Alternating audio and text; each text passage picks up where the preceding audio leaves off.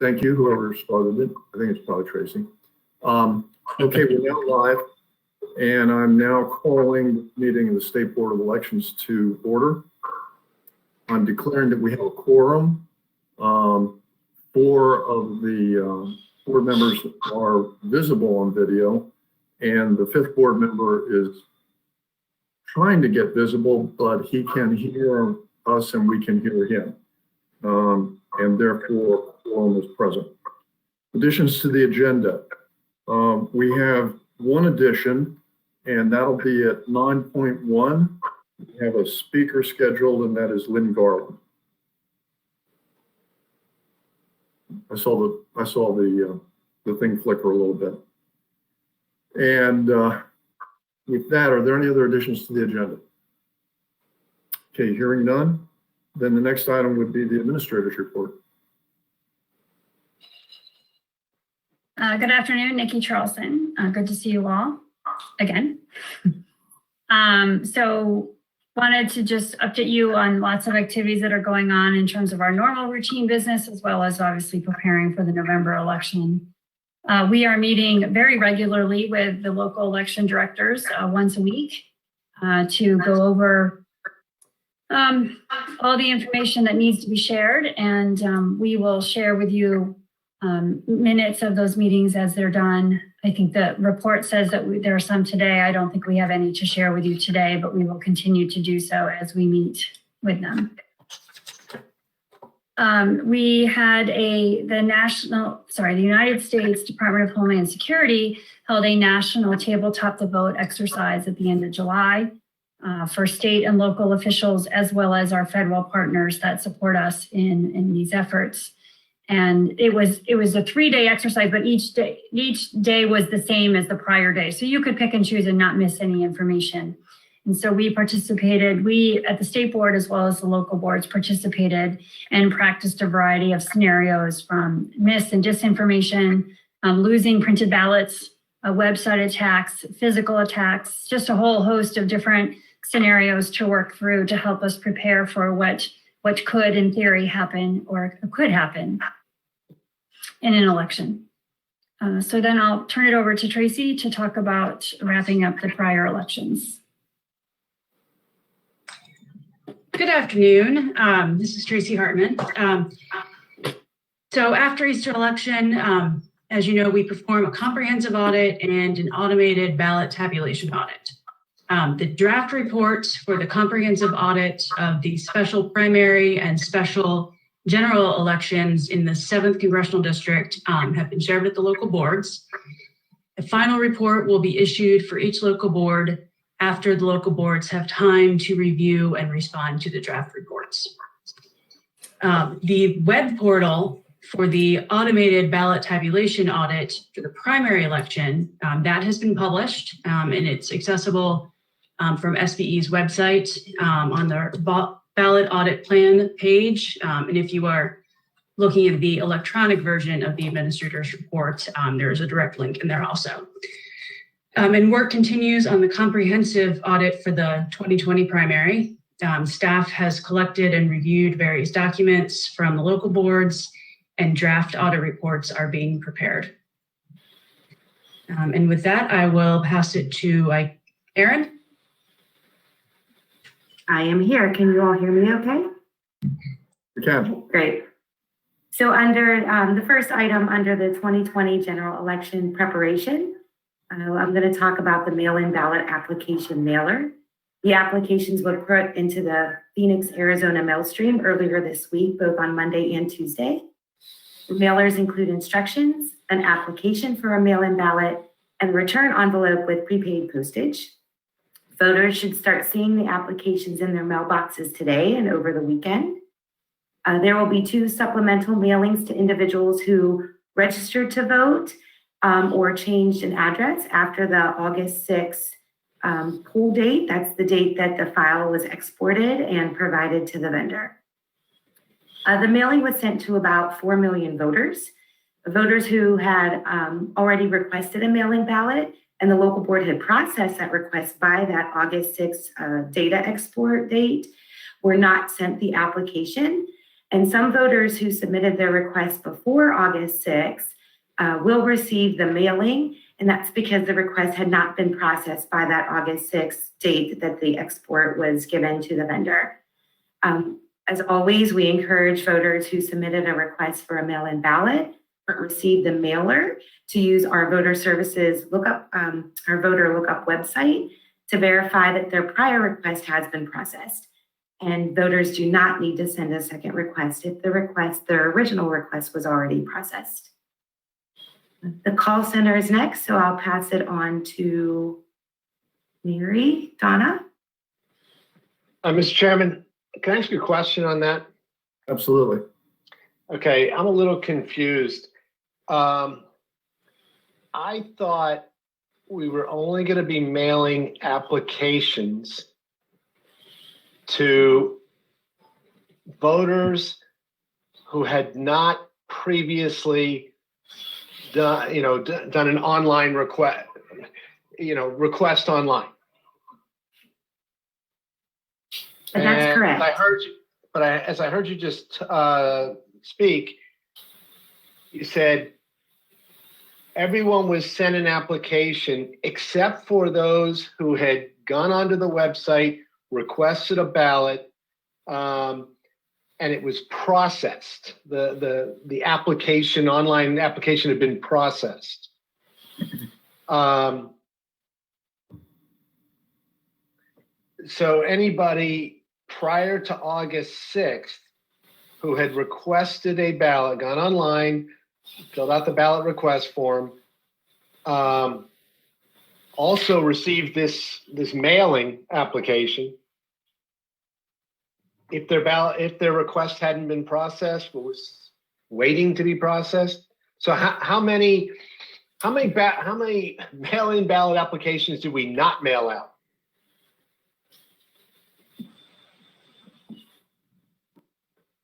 I'm not sure if that may be excluded. Yeah, we can get that to excluded. But I think what you're getting at is, yes, if somebody may have applied before August 6th, but if the application hadn't been processed by August 6th, then they got the mailing because the system didn't know that they'd submitted a request. Okay, so let's say I'm one of those individuals who had gone online, filled out my mail-in ballot request, and mine wasn't processed yet. And now I get this mailing. Do I still need to fill out this paper form and mail it back? What we are advising voters is to use our voter lookup website to check to see if your application's been processed.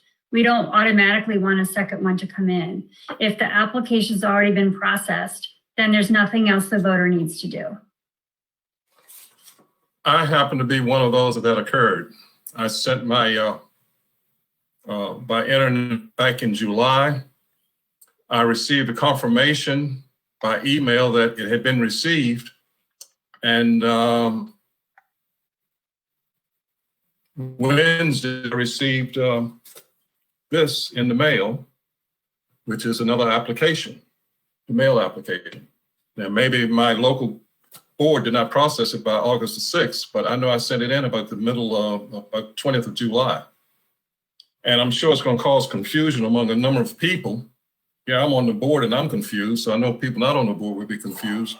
I sent in the application early enough in July, and then I received another paper application, and I'm going to throw this away. But I'm looking at the costs and expense and the confusion that this is creating, that people get this. So what happens if a person also sends in a mail application in addition to having an email one? What happens then? Well, the local board will have to process that and see that it's a duplicate unless the voter has made a change on the form. But we can look into your timing, Malcolm, and see what happened. But those that we've looked into, and we knew that there would be voters who applied and their applications weren't processed by August 6th. And so the message is to check and make sure that your first request has been received, and then you don't need to send a second one in. And I also received a new registration card about 1 week after I sent my request in for absentee ballot, which I didn't request a registration card. I think a lot of voters will be confused over all of this process. I don't know how we can inform them or eliminate a lot of this confusion. I'm looking up now my website. I'm looking up on the website while I'm talking to you, and I still can't, it still doesn't determine whether you received my application or not. It just shows my registration date and everything. So there's a tab, Malcolm, there's a tab there that says absentee or provisional ballot status. And you open that up and it should give you the status. Okay, I see status of my mail-in or provisional ballots. Okay, maybe that's it. Correct. Yeah, click on that. Ballot type absentee, application received. Even though we're calling it mail-in, your website still refers to them as absentee. And I thought they were all changed to mail-in. Yeah, we are in the process of identifying all of the locations where absentee is used. It's used throughout the system, and we're catching them as we find them. Okay, thank you.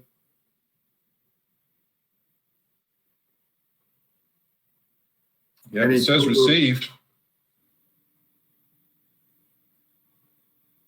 Any further questions or? Well, I don't want to belabor the point. Mine says application received because I went online. It has said application received for probably about a month because I did it about a month ago. Now, I haven't received anything in the mail yet, but I'm curious why Malcolm says application received and mine says application received. Does that mean the LB processed it? Yes, so if there's a button there that says show hide status, if you open that button, It gives you an explanation of each of the statuses.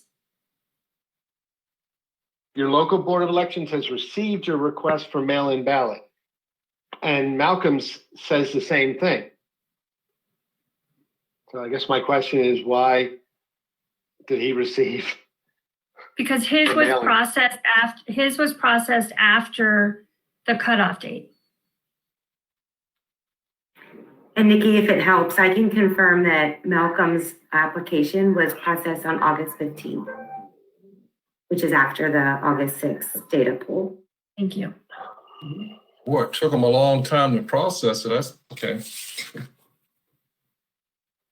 No, which I think raises, the concern, and we've certainly received some documentation on this, regarding the difficulty of the applications processing and the backlog that we have built up. And I think that to some degree that's going to be addressed in the data processing, but that's a concern and certainly has been made visible by the two board members. And so that's our next big hurdle to get past, I guess, in terms of timing. So do you want to at least make a mention of the call center and then go into the data processing and address the issue, the concerns about the backlog? Sure. Sure. Good afternoon. This is Mary. Can you hear me? Yes. Okay. So no, just notification, FYI, that the call center started yesterday. We have 18 local boards and SDE, and like anything else, we're just working on the hurdles and the kinks, but it seems to be going well. Good. And now the data center. Okay, thank you. So Linda, chime in as you see fit.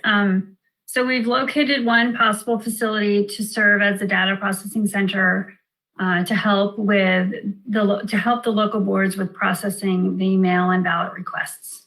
But we're still seeking other locations. Some of the minimum requirements, we need a facility that can accommodate social distancing for the individuals working there. We need to have the equipment, so the computers there, and we also need to have certain technical requirements. Accessing the database requires Network Maryland and other requirements, so not every location has those technical requirements. So the facility we're working with, MBA, we're going to be doing a site visit and doing some testing over the next couple of days to see what we need to do to make that facility ready to support some data entry specialists.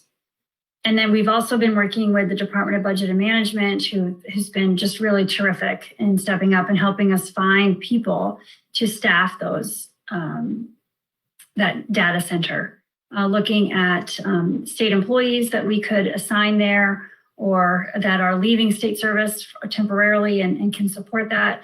And then working with the Maryland Association of Election Officials to provide the necessary support and oversight of the employees who would be working at this data processing center. DBM, the Department of Budget and Management, has also posted a job announcement on their job site for temporary work doing data entry. So as it's been alluded to here, that this effort is to help support the local boards in processing what already is a large number of requests for mail-in ballots. The number in the in the administrator's report was as of yesterday. I looked at it this morning after it was updated, and I think it's now almost 400,000, if just not over. I'm sorry, I've forgotten the exact number. And so clearly with 4 million applications hitting mailboxes, as Aaron said, in the next day or so, we expect that number to jump up significantly and then unfortunately further create a backlog for the local boards. So this data processing center is very critical, and we are moving as fast as we can to provide that facility and people to support that effort. I know that I know I have, and I know the other board members have expressed concerns about the data processing center concept a number of times over the past weeks, and it's been very troubling in terms of getting traction on personnel, and I'm really gratified to hear that. I guess you said it was the Department of Personnel. I'll get that wrong. Right, the personnel division within the Department of Budget and Management. And that they've stepped up and are really actively working and really trying to solve this problem and help not just us, but the entire state of Maryland and citizens of Maryland. So, and you know, I want to express my thanks to them. It's a critical issue, and it's terrific that it's got the focus that it does at this point. Anybody else have any other anything else at this point in the administrator's report? We'll continue. Okay. Nikki, I think it might still be you, but I could be wrong. Online voter service.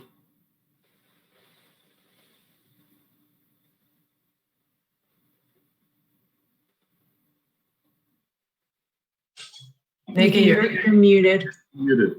Sorry, the system just told me you're talking and no one can hear you. So I wanted to share with you some information about our online services, which we consider our online voter registration system and our new online ballot request system. So on August 17th, we rolled out a streamlined system for registered voters to request a mail-in ballot.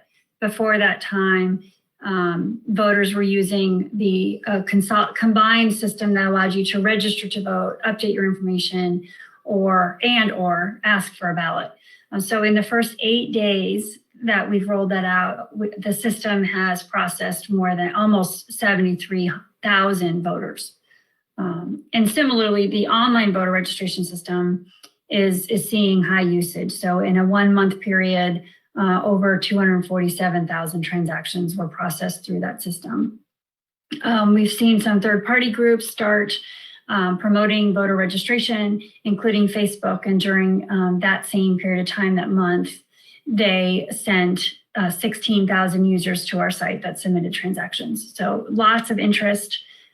Just to give you a perspective that this kind of usage is what we typically see in October, leading up to the voter registration deadline. And we're seeing it obviously from late July to late August. So it's a busy time for our systems. The performance is doing well, but just wanted to give you a sense of scale of what we're talking about, which ties into the data center processing discussion that we just had. So in terms of election judges during this week's, we know there's been a lot of effort and attention paid to recruiting election judges. It's been a diverse effort. We're grateful for everybody who has shared the message, both within government as well as third-party organizations and professional associations that have heard the call and have asked for people to step up. At yesterday's election director's call, we asked them about their needs, and they are reporting that they can now staff all of their voting locations, and they are looking to sort of build out their bench, right? They're planning for some of their existing poll workers to decline to serve as the election gets closer, perhaps in response to a second wave of the virus. And so they are trying to really beef up their bench so that they have enough substitute judges to deploy as needed. There are a few counties that are still looking for judges of particular parties. So if I apologize for the typo, Allegheny deserves a Y at the end of their name. Allegheny is looking for Democratic judges, and several counties are looking for Republican judges. So Republican voters in Baltimore City, Baltimore County, Montgomery, Prince George's, and Talbot's, we need you. So if you're interested, please contact your local board or visit our website and submit the application interest form on our website. So again, expressing gratitude to all the voters who have heard the call and stepped up. And hopefully this will bring a new group of election judges into our process. And hopefully we can keep them interested in continuing to serve moving forward. And I think the message, a little more nuanced, is we still need election judges. We're still recruiting. We want people to step forward. We particularly want them to step forward in the 4 big jurisdictions, well, at every jurisdiction, I guess 6 mentioned, 4 which are some of the largest in Maryland. And so nobody should in any way, all of our partners, all the people who assist through their own efforts as a result of their own missions, disseminating information. I think the information to be disseminated about election judges is we are still recruiting election judges. We want election judges everywhere. So, and that's right. That's right. It is still important. We really want to be prepared for November. And so recruiting for people that are willing to serve if needed and fill the gaps that I've just discussed where we are needing some judges of particular parties. okay. Next item, the public awareness. Actually, if I could talk about ballot drop-off boxes before I turn it over to Donna, that would be, okay. So ballot drop-off boxes is something we've been talking about a lot in our meetings. So we have ordered a supplemental. They'll be delivered to our warehouse and deployed. Once they're installed, they'll be available from whence they're installed through 8 p.m. on election day. And of course, this is a way for voters to return a voted ballot without relying on the Postal Service. It's been a big topic of discussion, and we're pleased that we can offer more ballot drop-off boxes for the general election than we had in the primary. And now I'll turn it to Donna. Mr. Chairman, question on the drop-off boxes. Do we have a sheet that shows how many you're going to send to each jurisdiction? So we're working on that now. We can provide that once it's done. Okay, thank you. Hi, this is Donna Duncan. Just talk about the public awareness campaign that's officially, I guess, kicked off yesterday. It's a broad public awareness campaign to encourage individuals to verify the accuracy of the voter registration data, and then inform voters of various opportunities to vote in the upcoming election. The digital images are coming out first, followed by radio and TV information spots, and constant press releases. The team has developed some extensive website content for us, redeveloped a elections.maryland.gov 2020 election page, has a lot of good information on it. And also created some graphics to go with each of the topics. We'll be using them throughout the campaign. So, and then we have some of the team members that are helping coordinate the media inquiries and interviews, and then of course, social media. So I don't know where we'd be without them right now. So we're thankful to have them on board.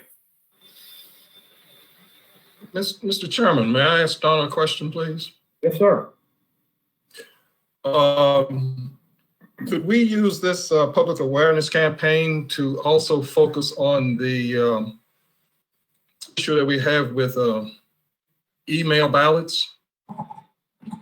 Can we address that issue of email ballots in this public awareness campaign, that if they request an email ballot, that there's delay in counting it and it ties up the process even longer? I believe that will be part of the messaging, yes. Okay, good. Thank you. Thank you.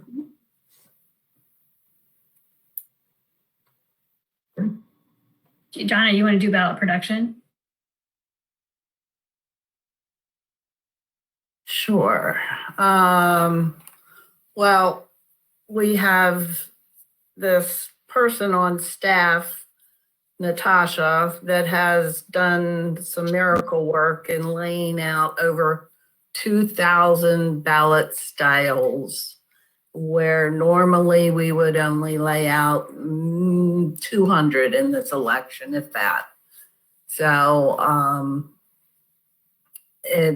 the requirement for the precinct level results has intensified this process, not only for Natasha, but for the local election boards in the proofing process, which they are undertaking right now.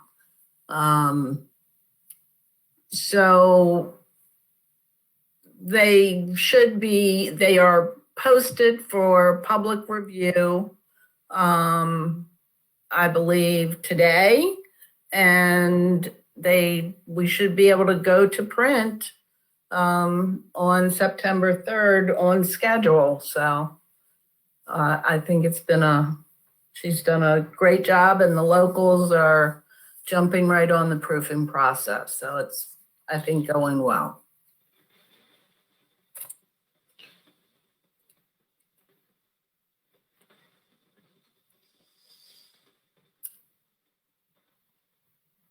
Okay, thank you, Donna. Next thing is, now that the ballots are winding the work, well, still a lot of work to do, but now that they exist, we start looking towards printing and mailing the ballots. So once they're certified, the ballot printing can begin. We're on track to transmit the mail-in ballot packets to our military and overseas voters on September 18th. That is a legal federal requirement, federal deadline that we have to meet.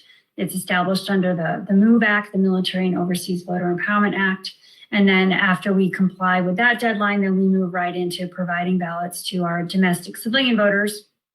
All the rest of us scheduled to be sent or transmitted in late September. And then with that, I'll turn it over. We'll do our usual division by division and start with Mary. Thank you, Nikki. This is Mary Wagner. Just to let you know that we do have a release this weekend in MD Voters to implement enhancements to election judge module and ballot management processes. One of the biggest thing, as Donna was talking about, is this allowing by precinct ballots, which allows us for results reporting at the precinct level for mail-in ballots and early voting. Another major enhancement is the option to accept ballots in batches during canvassing. So that's a big deal for the local boards. And this functionality means that we can update voter statuses of their ballots on our voter lookup website. So it's a big release. The Green Party and Libertarian Party are once again considered recognized parties in Maryland. And we will be moving forward with printing new voter registration applications that add those choices to the party affiliation options. Our MBA, I'm sorry, I'm scrolling down. MBA transactions during July, new registrations, 9,596. Residential address changes, 18,135. Last name changes, 1,410. And political party changes is 4,306. The local board recently received reports from ERIC, the Electronic Registration Information Center. These two reports were dealing with deceased voters and duplicate registrations. The deadline for the local boards to complete these is September 4th. Regarding training, Janet Smith will conduct go-to training for local boards covering a variety of voter registration topics. These are to include provisional ballots, mail-in ballots, and general voter registration issues. We have reached out to the election directors to provide us with additional topics that they would like to see addressed. And I don't have any information on non-citizens, but I want to assure you that anybody who is identified as a non-citizen is being canceled, but it's just collecting that data and sending it to the Office of the State Prosecutor. And if there are no questions, I will turn it over to Jared. Okay, well, thank you. All right, the deadline to file a certificate of candidacy for petition, non-principal political parties and new political parties was August 3rd. All of the Green and Libertarian candidates are now active because they are recognized political parties. We have received the certificate of nominations from the Democratic and Republican parties for their presidential and vice presidential candidates. On August 25th, the 2020 pre-General 1 report was due for presidential and Baltimore City designated political committees. Over 78% of the committees filed timely. Fee running notices are sent out to all the non-compliant committees, reminding them of their financial obligations and penalties. Failure to file timely results in a fine of $20 per day for the first 7 days, $35 a day for the next 7 days late, and then $50 per day for the remaining after the 14 days being late, and then the maximum penalty is $1,000. In addition to the failure to file, they may result in the non-issuance of the commission to be sworn into office for the winners. So it's very important that all the committees file these reports. And late fees must be paid with campaign funds. In the enforcement, Since July 31st, the Office of the State Prosecutor has collected over $20,000 in civil penalties from the numerous referrals outside of late fees from our division. And additionally, the CCF division received payments for the following civil penalties. The Carroll County Republican Central Committee paid a $2,000 civil penalty for failure to record all contributions and expenditures and for failure to maintain account books and records. And on August 11th, the Friends of Hassan Alan Giordano Committee paid $100 for disbursements by an unauthorized method, cash greater than $25. And with that, I will turn this over to Keith.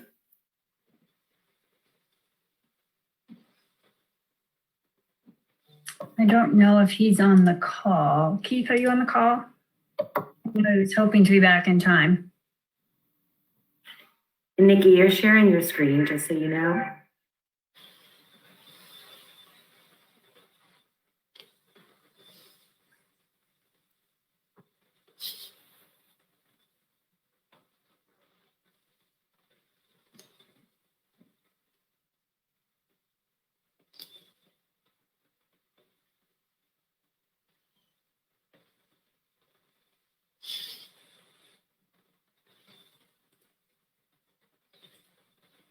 Nikki, are you there? Anybody? Can anybody hear me? I can hear you, Mr. Chair. Yes, I can hear you, Mr. Chair. Here's Nikki. Yes. My computer just appeared. Yeah, I'm sorry. I was trying to learn something new and preparing for maps and I just screwed it all up. So I'm back. I don't think Keith is on, is he?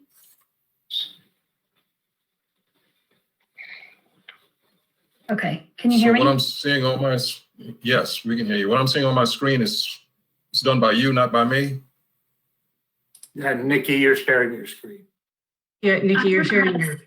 Okay, let me figure out how to stop sharing my screen.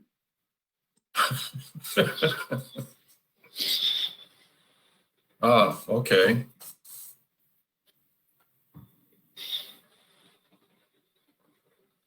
Can somebody do Keith's report, please, while I figure this out?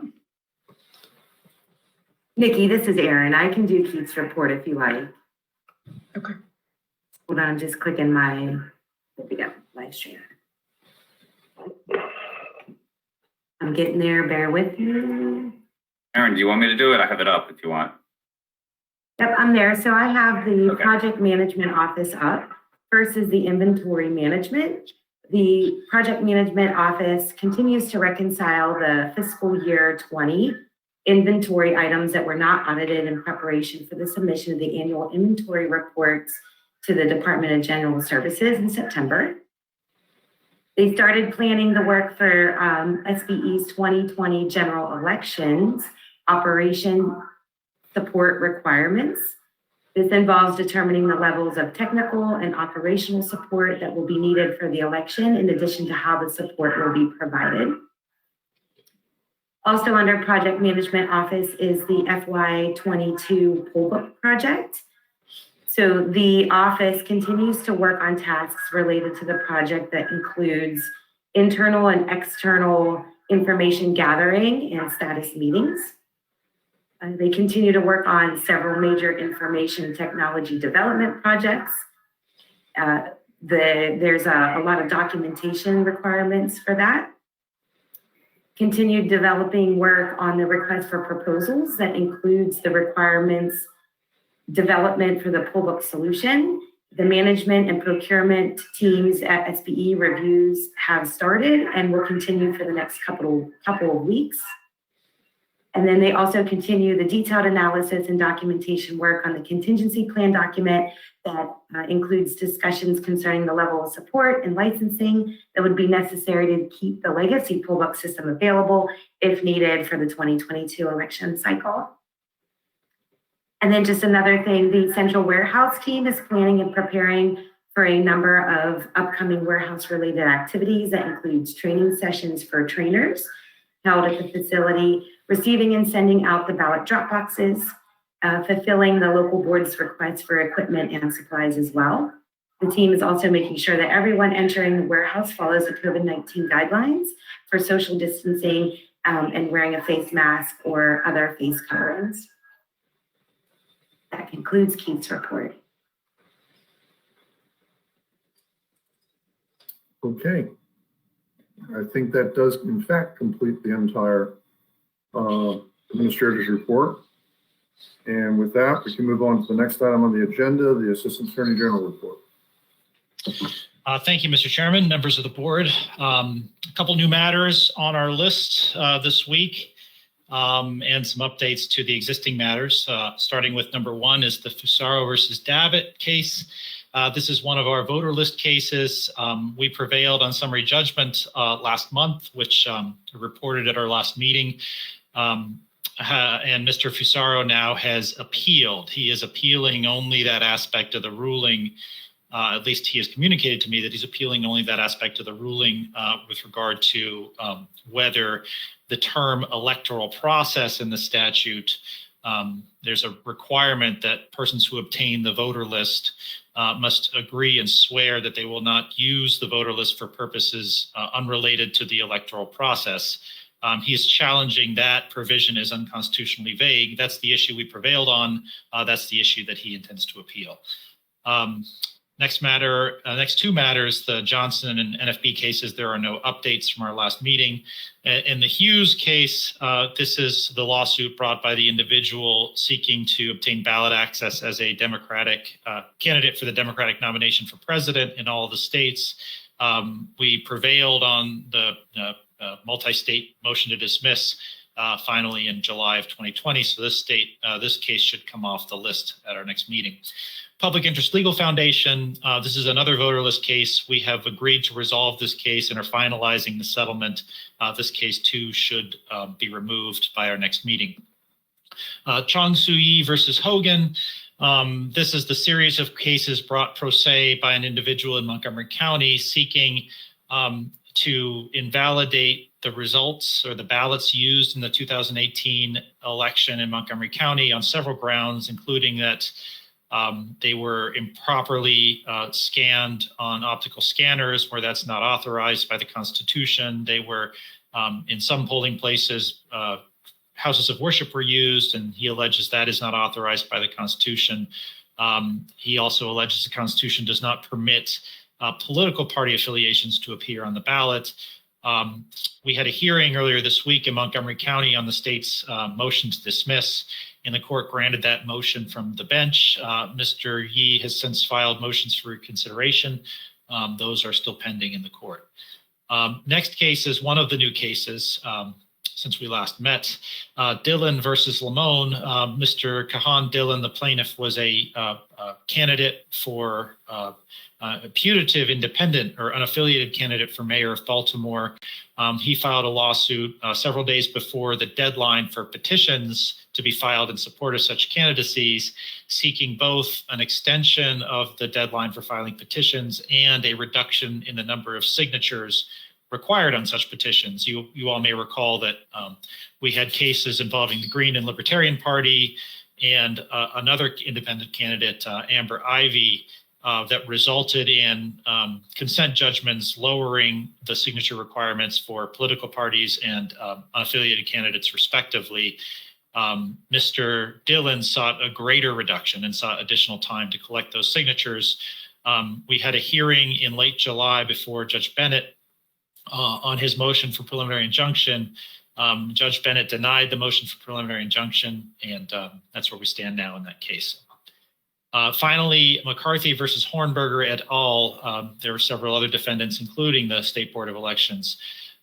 Involves a dispute regarding the Cecil County contest for the Republican nominee for county executive in that jurisdiction. There were some irregularities with regard to some of the forms filed by Ms. Hornberger when she filed her candidacy. The primary took place. Ms. Hornberger won the primary. Mr. McCarthy then filed suit in July, claiming that the irregularities meant that Ms. Hornberger's candidacy was void ab initio, and that the results of the election should therefore be invalidated because she was not a valid candidate. Earlier in August 13th, the court held a hearing on Mr. McCarthy's motion, his complaint, and his motion for temporary restraining order and preliminary injunction granting such relief.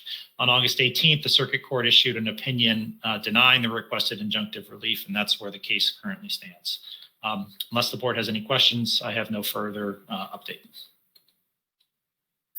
Any questions? No? If not, then thank you, Mr. Assistant Attorney General.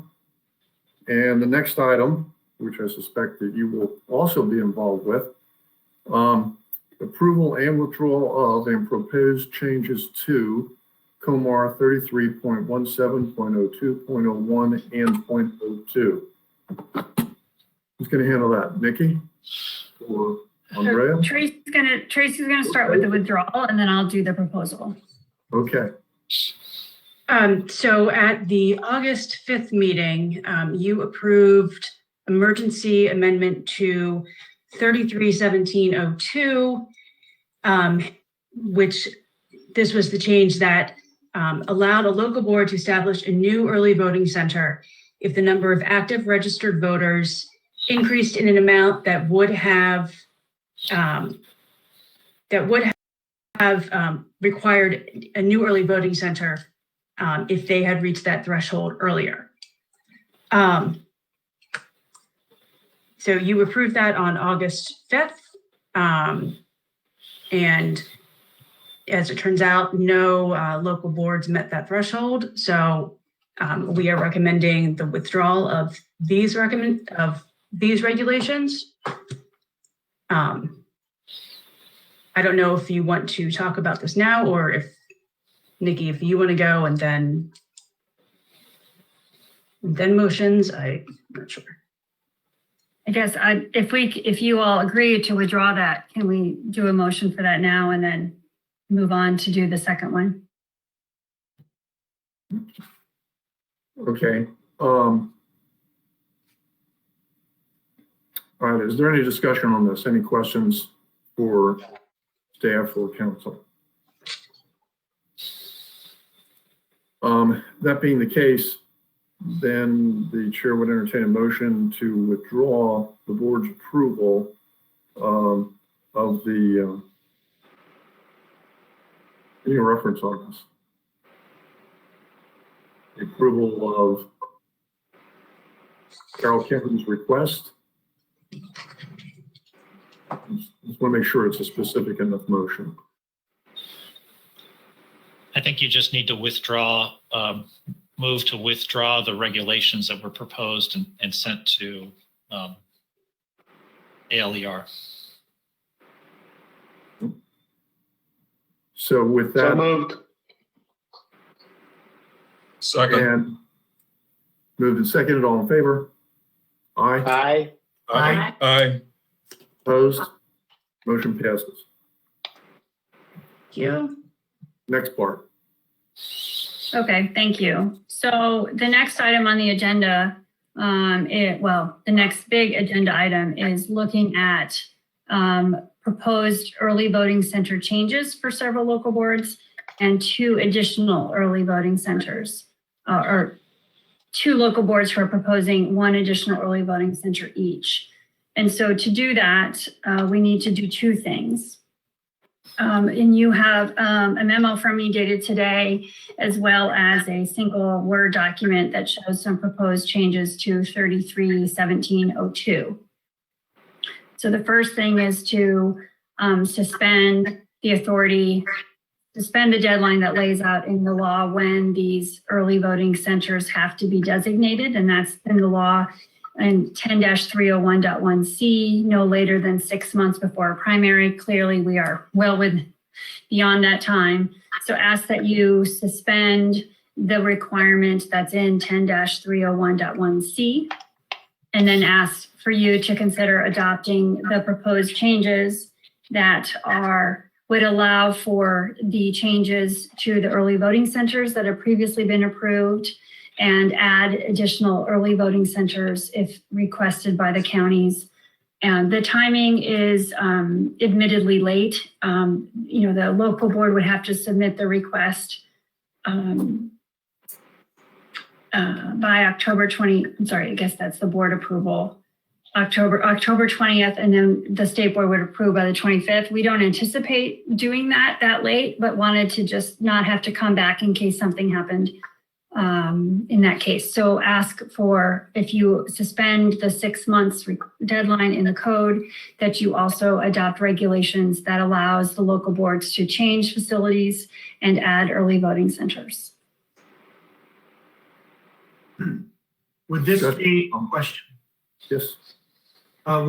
These would be emergency changes and then they would have a sunset, is that correct? That's correct. It would just be in effect for November 2020.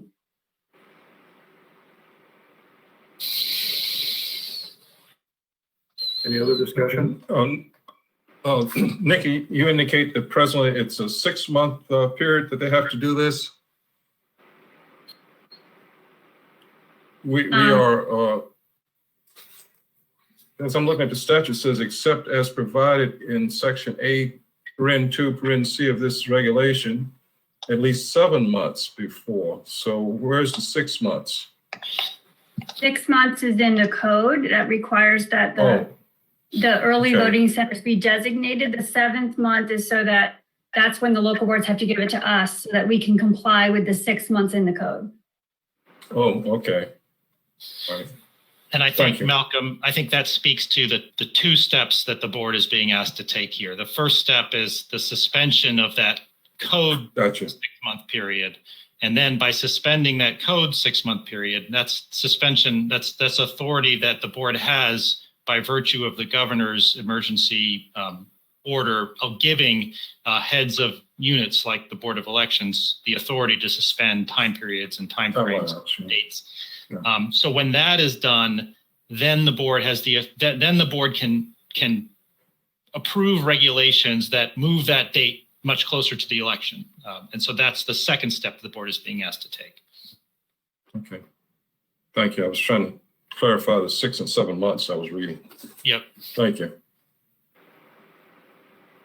Further comments or discussion?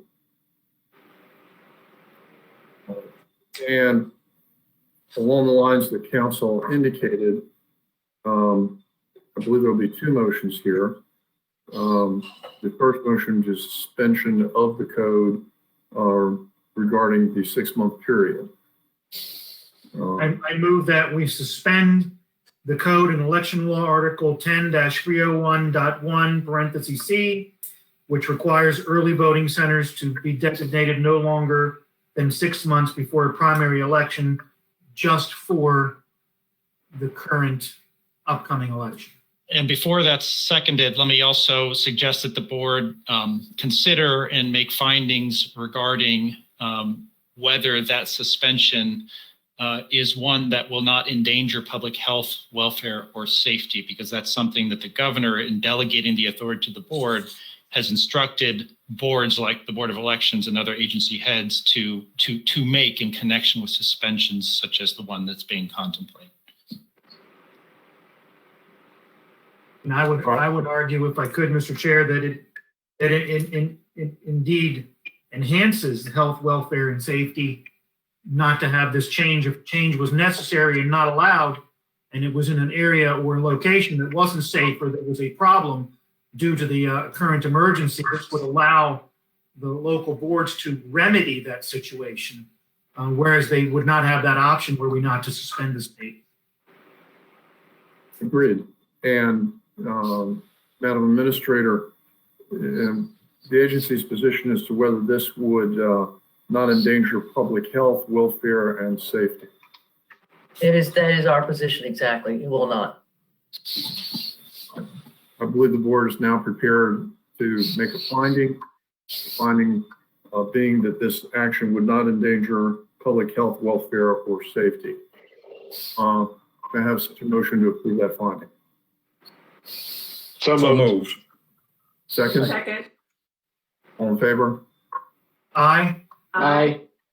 Opposed? None. The board finds that it will not Aye. endanger public health, safety, and welfare. and thus moves to the next item, which is motion made by Mr. Bell regarding suspension of the 6-month code period. So as stated by Mr. Bell, may I have a second on that motion? Second. Second. And all those in favor say aye. Aye. Aye. Aye. Aye. Motion passes. And again, pursuant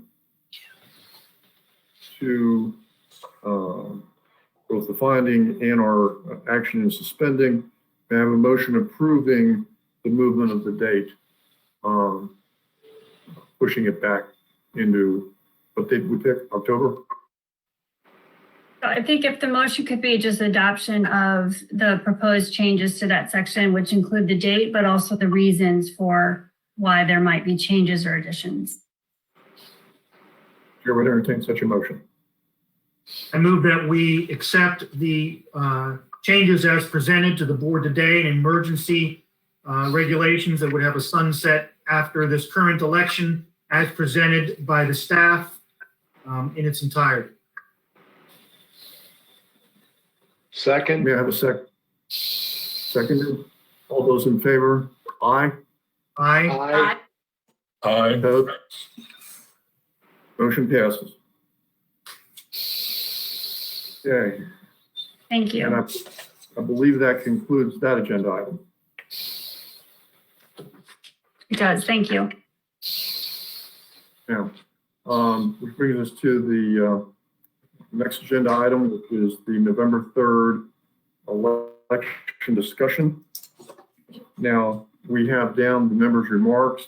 I believe the members have made a number of remarks thus far about various issues.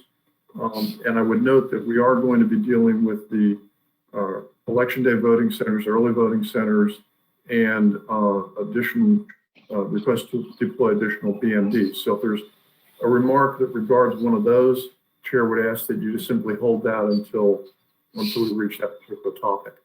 Is there anything else that any member would like to raise regarding the November 3rd election? All right, then we can move right into the next item, approval of early. Mr. Chairman. I'm sorry. I don't know, my connection might not be that great. Okay. I just wanted to ask, Mr. oh, go ahead, Malcolm. Oh. No, go ahead. I was just gonna ask Oh, go ahead. about web delivery. I see we're up to 69,000, I think, and I had made a proposal at the last meeting that we possibly contact voters. Have we gotten any feedback from Mayo on that? Whether local boards would think that would help them or hurt them? It was discussed at last week's election directors meeting. I came late to the meeting. Donna, are you able to share, or do you want me to share what you shared with me? Hi, this is Donna. The local election directors unanimously agreed that it would be harmful for them to try to reach out, and it would be yet another transaction to try to manage. Okay, well, that's what I wanted to know. I guess we just sit back and take it then as these numbers climb and climb. I had another question too, sort of related to web delivery. I know that with regular mail-in ballots, there are a certain number of them that are rejected every year or every election because it's voted by someone who did not apply for the absentee ballot. And my thought on that was always that it was probably happening in families where somebody requests an absentee ballot and then somebody in the household sees it and says, oh, you know, I need this more than you do. I love that cat. She's a star. And so they, without realizing it, they vote somebody else's ballot and it ends up being rejected during the canvass. And I was wondering whether that ever happens with web delivered ballots. I remember using the web system in the past 2 election cycles just to see what it was like, and I couldn't remember whether there was anything that would stop me from making a copy of my ballot, because I could see someone requesting a web delivered ballot, printing it out on their home computer, and then think, well, I have other family members here who ought to vote too, and here's a ballot, I'll just copy it. Is there anything, any statement along the way that says, don't copy this ballot no matter what?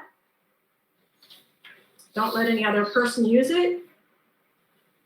We'll have to look at that. I think that we have to look at the reasons why ballots were rejected for no application. I remember looking at it years ago, and it was military voters submitting a federal write-in absentee ballot without submitting a request. So we'd have to go back and do an analysis of the reasons and delivery methods of the ballots that were rejected for no application. I mean, Okay. honestly, I can't recall, and I did 8 years of canvassing, and I can not recall rejecting a ballot for no application where we got a ballot anyway. I can certainly remember curing the issue where you had a husband and wife, and they would have an oath inside the envelopes, and they would use the wrong envelope with the wrong oath. And when we put them together, we would cure that because it was obvious what happened. But I can't recall that in my 8 years of doing canvassing. All right. Is there anything that would stop someone who received a ballot over the web from making photocopies of it, and either innocently thinking that other family members could just use those ballots, or maybe not so innocently thinking they might trick other people? So there's nothing to stop them from making copies, but if they return the ballot and if they use the same tracking number, then the system is going to flag that. If they return the ballot and they haven't asked for it or they're not a registered voter, then it would be rejected under one of those reasons. Right. Just to be clear on that, Nikki, I think I heard what you said. I think I understand. Each ballot has a unique tracking number to it. Correct? That's right. Each ballot packet has a unique tracking number. Yes. So to make multiple copies, there would be multiple copies with the same tracking number. That's correct. So beyond one, the others would be rejected. Correct. I mean, it'd be like if I got a lottery ticket. Each lottery ticket has a unique tracking number, even the scratch-offs. I made copies of them somehow. They're not going to be, the extras are not going to be valid. Right. My concern was about people doing this by mistake, is my first concern in a family, not realizing that there's a unique tracking number and that they can't just vote a ballot that's been copied because somebody's already voting a ballot that's just been printed on their home computer. Why wouldn't you be able to copy it? I was just afraid people might make that mistake. I mean, as I said, we can look into the data. It's not a huge number. We can figure out how they got the ballot and provide that analysis at a future meeting. Okay, thanks. Mr. Chairman, Yes, sir. in reviewing the administrator's report, I just want to commend the staff and the work that they're doing under such adverse conditions, working from home, meeting deadlines and getting the work done, and still maintaining a sense of sanity. And I'd just like to commend the staff what they're doing and just let them know how much I appreciate the work they're doing. And I would not want to trade places with them at all. Thank you.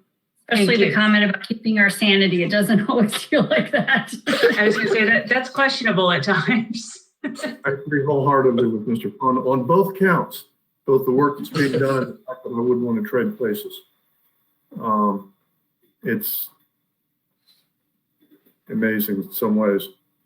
One of the things, and Mr. Fund brought this up a little bit earlier in the meeting, it was during the media campaign where we were if I recall it correctly, the media campaign is going to address the issue of printing out the ballots and using your own printed ballots versus acquiring a ballot. And we received some correspondence on that. I sometimes, we've talked about this for years, literally, and there's no real resolution. There's no technical resolution to it. But I'm not sure that people really understand that the holdup is not simply the fact that the ballot's a little bit different. It's that all the data on the ballot has to be transposed, rewritten onto a machine readable ballot. So you're taking the ballot that came in and you're putting a machine readable ballot, then done by a team. And that's one of the things that slows it all down, is the fact that we have to do that. And I just don't think people understand why it's hard, why it's difficult. And if they can, and a lot of people cannot, I usually use military or persons with disabilities, they have to use what they have available and machine capabilities in their homes and whatnot. But if people don't need it, it's a very slow process, especially when you get into the numbers that we're dealing with. So I'm just making one more comment about it to add to all the other comments that have been made. I apologize for taking the time. Okay, so we're now into approval of early voting center changes, I believe. Yeah, so I'm going to try to share my screen again and do it the right way this time. So do you see a map? We do. I do. Excellent. Yes. Okay. All right. So I have requests from 7 counties for either new or changed early voting centers. So I'll just do them alphabetically. Mr. Chair, would you like me to stop after each one for a motion, or do you want to do them all together? I would, if no member raises issues relating to a particular site, which would appear to mean that we're going to have to deal with that site or county separately, I'd rather just go through all of them and deal with them all in one motion. If that's acceptable to the rest of the board. I'll assume it is. Okay. All right. So we'll start with Anne Arundel. So you have a map of Anne Arundel on your screen. They are proposing 6 early voting centers. I'm sorry, 7. 6 are new. So these are, I'm only presenting changes or new. So they're proposing 6 new centers, all of which are high schools. You see them on the map. Pip Moyer is their 7th early voting center, which has been used as an early voting center, and it's just shown for purposes of showing population density and coverage. 85.5% of the voters live within 5 miles of an early voting center. And we have David Garris and Dan Altman on the phone to answer your specific questions about the proposal. But there's the map showing the 7 proposed early voting centers, 6 new ones, 1 continuing. Any questions from any of the board members or comments? I have one question. So we're how much of the population, if Nick, if you could bring that map back up? Don't know what happened. In the western Anne Arundel County, I see some of the population there not in any of the westernmost rings. How much population are we missing there? And what is the size of that ring? How many miles? So I can answer. The size of the ring is 5 miles. Okay. And it's covering 85.5% of voters live within 5 miles. So Okay. David, if you could unmute David Garris or Dan Oldman if they have any additional information to add. Hi, can everyone hear me? We can. Okay, great. So our westernmost site would be Arundel High School. We also have Crofton Middle School to provide coverage out there. Correct, Dan? Yeah, that's correct. The ring, we don't have a population count of that western tip over in Laurel and Jessup. However, the sites that we will be using are far larger than the sites that we've used in previous elections, which were Odenton Library and Crofton Library in the western side. So we're gaining larger facilities with larger rooms, more parking.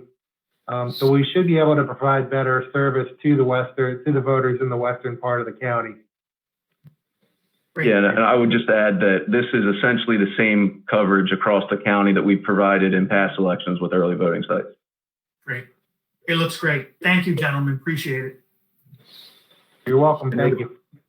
Any other Mr. questions? Chairman? Yeah, Yes. I know we have this our agenda broken out to approval of early voting center changes. We're going to do all those, and then we're going to go back and do approval of election day voting centers. Is that how we're going to go through this? Yeah, I had I noticed the same thing, but I figured that the staff had it set up to zip through the early voting and then go over and deal with the others. Yet we could have put the package together, do Anne Arundel 1, Anne Arundel 2, and then so on and so forth. Yeah, I mean, I'll defer to you as the chairman and staff, but here's my only reason why I'd almost like to do county by county by county, because like I could ask, David, while we've got the Anne Arundel folks, just to be clear, according to, I've looked at all these maps and added them all up. So right, Anne Arundel, it appears, will have 7 early voting centers, and on election day, 22 total voting centers. I just want to make sure that data is correct. I don't want to go back and forth twice with David, if that makes some logical sense. We can do that. I just displayed their election day map, which includes all of 7 early voting centers and their additional election day only voting center. So I'm happy to swap it around if that's how you prefer. If you can move it, if you can bring up both county aspects at the same, sequentially, that would probably be the fastest way to do it. And we can deal with each county and then release those folks. Dave, I have one question. When you set this up, and you changed the locations of a lot of your early voting sites, were you thinking in terms of not only the coverage for early voting to make sure you got that covered, but then how it would also interact with the election day coverage as you continue on into election day? Just curious. Correct. Yeah, that's correct. Just to point out, we're actually going to have 28 facilities on election day. We'll have these 7 early voting sites plus a number of other high schools, volunteer fire halls, and churches that we'll be using as well. So that is the map that you're seeing now, is the 28 locations. I notice you're using one community church. That would be Heritage. In Severn, yeah. Big facility? I'm not familiar with it. Yeah, And I'm just trying large to get a- facility. Sorry, it is. They've got a ton of parking, which was a factor. Actually, we list the square footage with each of our facilities, and that'll even be increasing at Heritage because they're opening up additional space for us to use. So that was definitely a factor, as well as being in a part of the county that we felt we needed greater coverage. Okay. And you're comfortable with the election judge situation for this? Yeah, we're doing great with our election judges. Once we get this approved, Okay. we're very confident. All right, terrific. Mr. Chairman? Yes, sir. Okay, and I'm asking a couple questions on Anne Arundel, just so I have the process in my mind for the other 23 jurisdictions. So on the map that's on the screen right now, these are, it says election day, ED, election day Anne Arundel, ED with EBC map. So I'm not sure how to interpret that. Is that election day and early voting center day location? So that's just that was for me to organize it in my head. This map is showing you every location that will be open on election day. Okay, I added I counted them. There's 22. I could have sworn I just heard David say on election day, we're going to have 28 voting centers. That's correct. I did say 28. I'm gonna have to defer. I'm gonna have to defer to Nikki because I didn't make the map. We'll have to go back and look at it. I can tell you that the mapping shows that, I didn't count them, I'm sorry, that 98.5% of the voters are covered by it. So in terms of coverage, it's covering all but 1.5% of the voters in 5 miles. So I'll have to go back and look at that. It looks like it has great coverage. I'm not debating the coverage at all. I just want to know the numbers. Maybe I'm too much of a numbers guy. We're planning to open 28 locations. Okay. David, can you allow Shafiq or whatever you have to do to let him speak? Good afternoon. Can you hear me?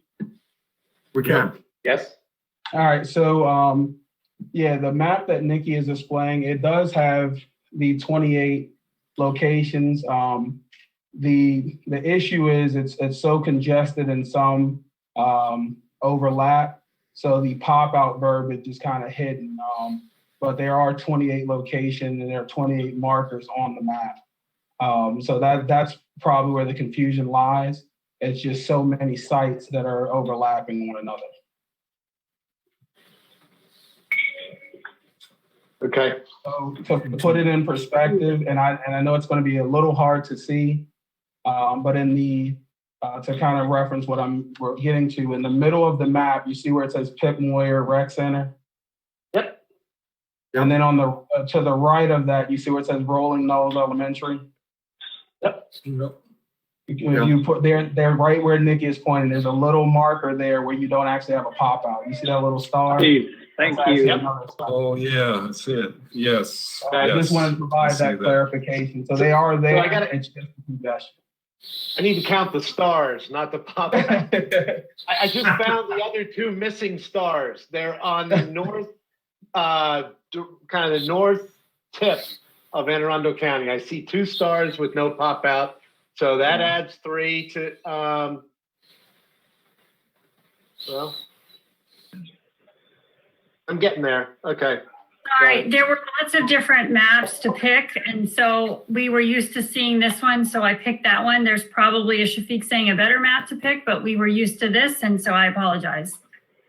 Well, no, it seems to me that we have a great situation where PJ's count was completely correct, David's count was completely correct, and Nikki's count was completely correct. So we just aren't seeing them all in the same map in the same way. Okay. Any other further questions or comments or counts on Anne Arundel? All right. Thank you. Now, Nikki, and the board, we're also going to have to do the BMDs approvals.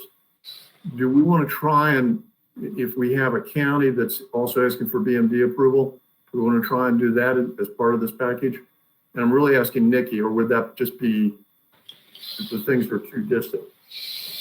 It's fine with me. I'll need Aaron to tell me the whole list of BMDs because I don't have them all straight. So however you want to do it, Aaron and I will just tag team it.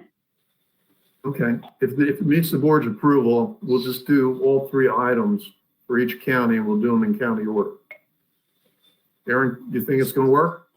Yeah, that will work, but I can tell you right now that Anne Arundel does not have a BMD request Okay. at this time. Okay. And my only caveat to that is I'm not presenting for every county, so there might be some leftover BMDs to do when I'm done that. When we get to the Aaron end, will have we'll do the leftover. Or is this gonna get into too much? Now let's try and do it this way. If it doesn't work out, then I'll learn the lesson and you will suffer. So next item. Unless anybody's got anything on Anne Arundel, we'll move to the next county. Okay. Nikki? Okay, so the next county is Baltimore. The next county is Baltimore County. So they are proposing, hold on, I have 2 maps for them. So this is their map of early voting sites only. So they are replacing one of their early voting centers. So you'll see on the map Oregon Ridge Lodge right here. This is a new center. It's replacing the Center for Maryland Agriculture and Farm Park. So they have 11 centers, 10 are continuing and just replacing 1. And with these 11 sites, there are 95.8% of their voters are within 10 miles. No, I'm sorry, that's 5 miles of an early voting center. And then their other map is this is their election day map. So this includes all 11 early voting centers plus 31 election day vote centers that they're proposing for a total of 42. And I don't know if there's 42 there, PJ, or not. Sorry.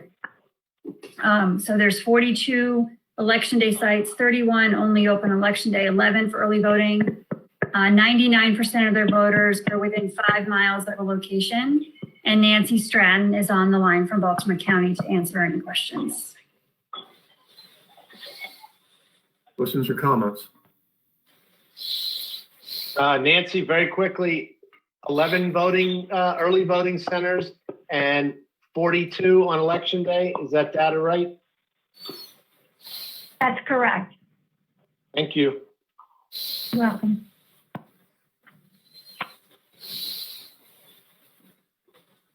Anything further on Baltimore County? Yeah, Baltimore County does have a request to deploy additional ballot marking devices. Okay. And that's 4 per voting site? So actually, on election day, they would like to deploy a total of 3 to each of their vote centers. The policy is to only be permitted to deploy 2. So they want to deploy 3 BMDs at each of their sites on election day. Does anyone have any questions or comments regarding the BMDs? Not on the BMDs, Mr. Chair, but I just wonder, and it's probably been repeated and I just missed it. What percentage of the population is covered within 5 miles on election day? 99. Great, thank you. Let me make at least one comment. We have some jurisdictions that we get to at some point or another that are requesting large numbers, even larger numbers of BMDs. And a number of the jurisdictions are requesting more modest numbers of BMDs. The message that I think it's critical that everybody keep in mind is that once one voter has used the BMD, one single machine, that machine must be voted on to the minimum number of voters that the board has required in previous elections. So, and I believe that number is 5 at this point. So the election judges and local boards are going to have to be alert that once they start voting on the machines, that they meet the number on each of the machines that have been used. Point of information, Mr. Chair, is that true? Why? We don't know what machine it came off of. If we only know that because the ballot is a different size when it comes out of a machine.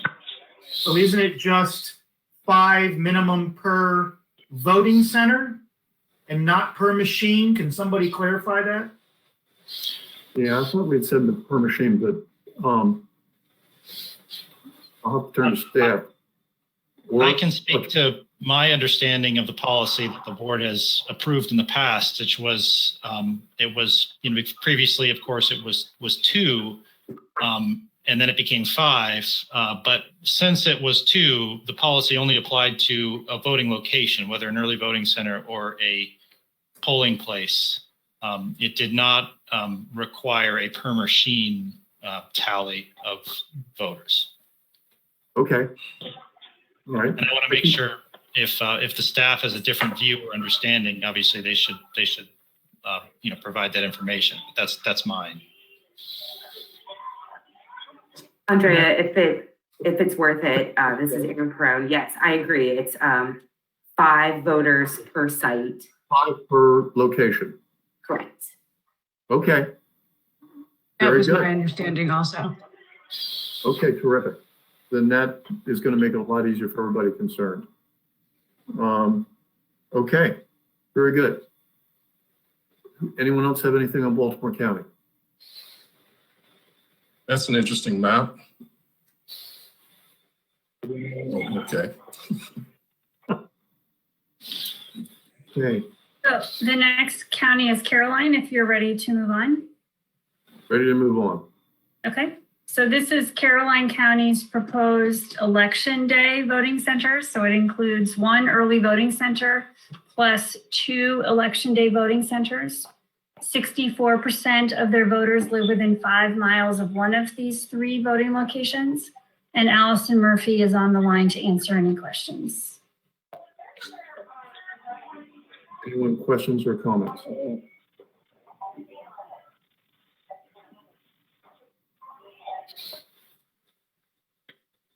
Allison, you there? Yes. Hi. Hey, how are you doing on election judges? We are good. We have all of our judges assigned. We're just waiting on to send out our assignments. Okay. What percentage coverage is this, Nikki? Go ahead. It is 64% of the voters in Caroline County live within 5 miles of one of the 3 centers. 64%. You can't do any better than that?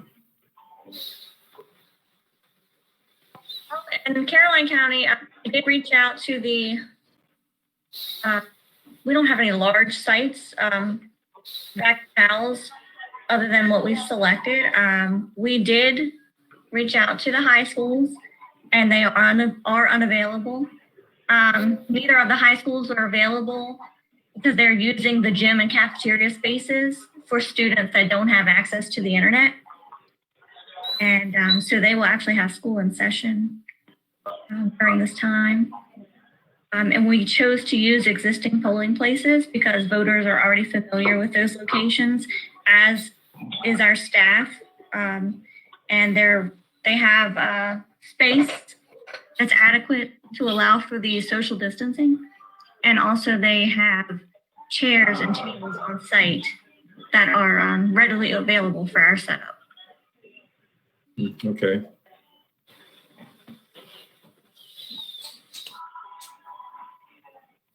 Any other questions or comments?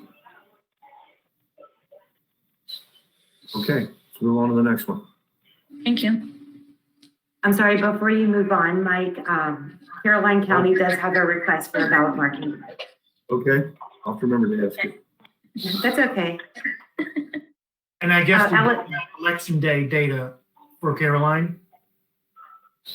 And what are they asking for? So Allison is asking to deploy 2 additional ballot marking devices to her election day vote centers, so a total of 4. Anyone questions or comments about that?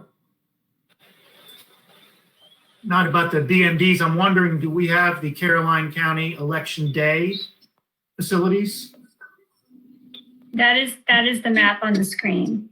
It's 1 early voting center and 2 election day voting centers.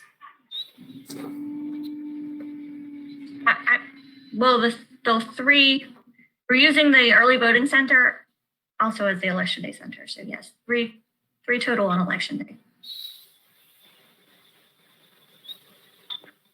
What's your total population of voters in Caroline? Active voters, we have 20,929.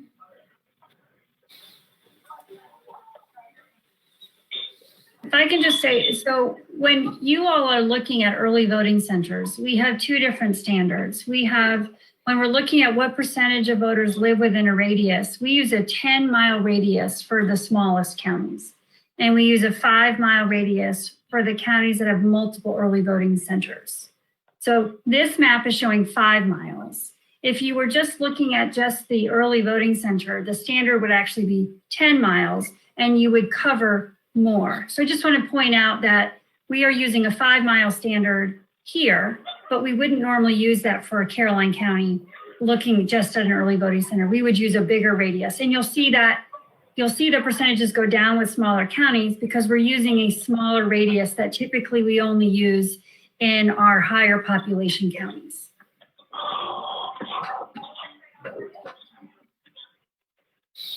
Thank you, Nikki. And that was a conscious decision to try to standardize the radii. Any comments or questions? Caroline County. Okay. Thank you. Thank you. Nick.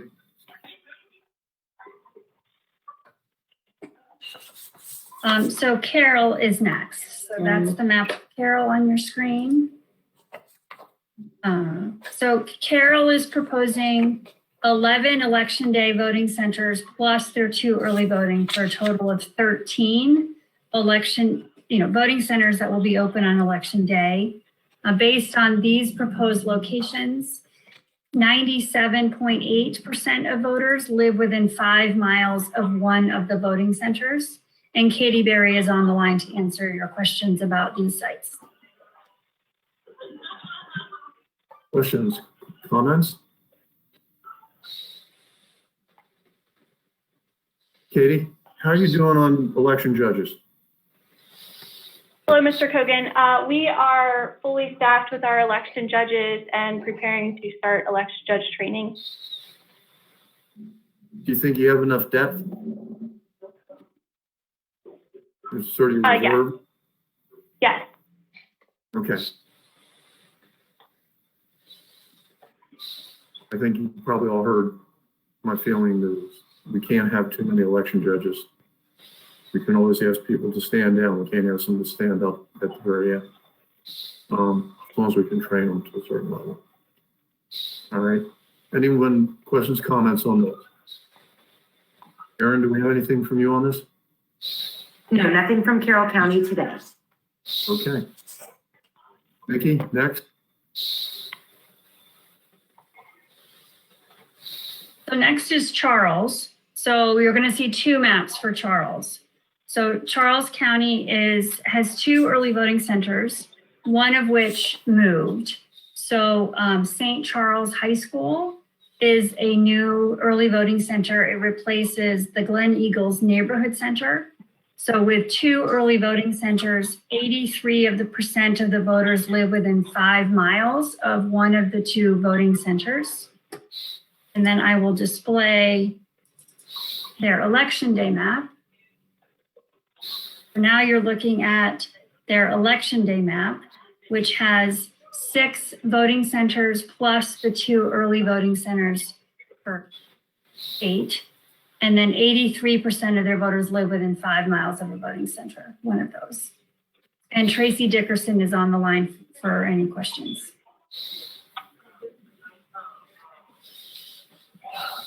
Hello. Hi, anyone, questions or comments? Tracy, I noticed down at the southern part of the map, you've got that peninsula that sticks out. I think that's yours, right? Yeah. Yes, that's Cobb Island. Okay. And I noticed, is that probably where one of the chunks of percentage population that's not being served, not served by the 5 mile radius? Don't get me wrong about that.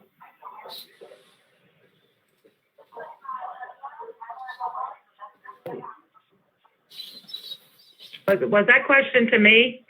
Yeah. In other Well, words, there in Cobb Island, there is roughly nothing in that area. They have one middle school, no grocery stores whatsoever, and all the residents either come to La Plata or go over to King George for shopping. Okay. So it's a fairly mobile population. Where do you normally, under a normal election, where's the precinct, where's the closest precinct to that southern part of the peninsula? It would be there, Picklewaxon Middle School.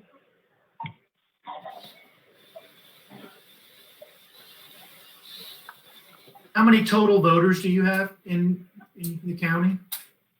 My total voters are active is 117,000.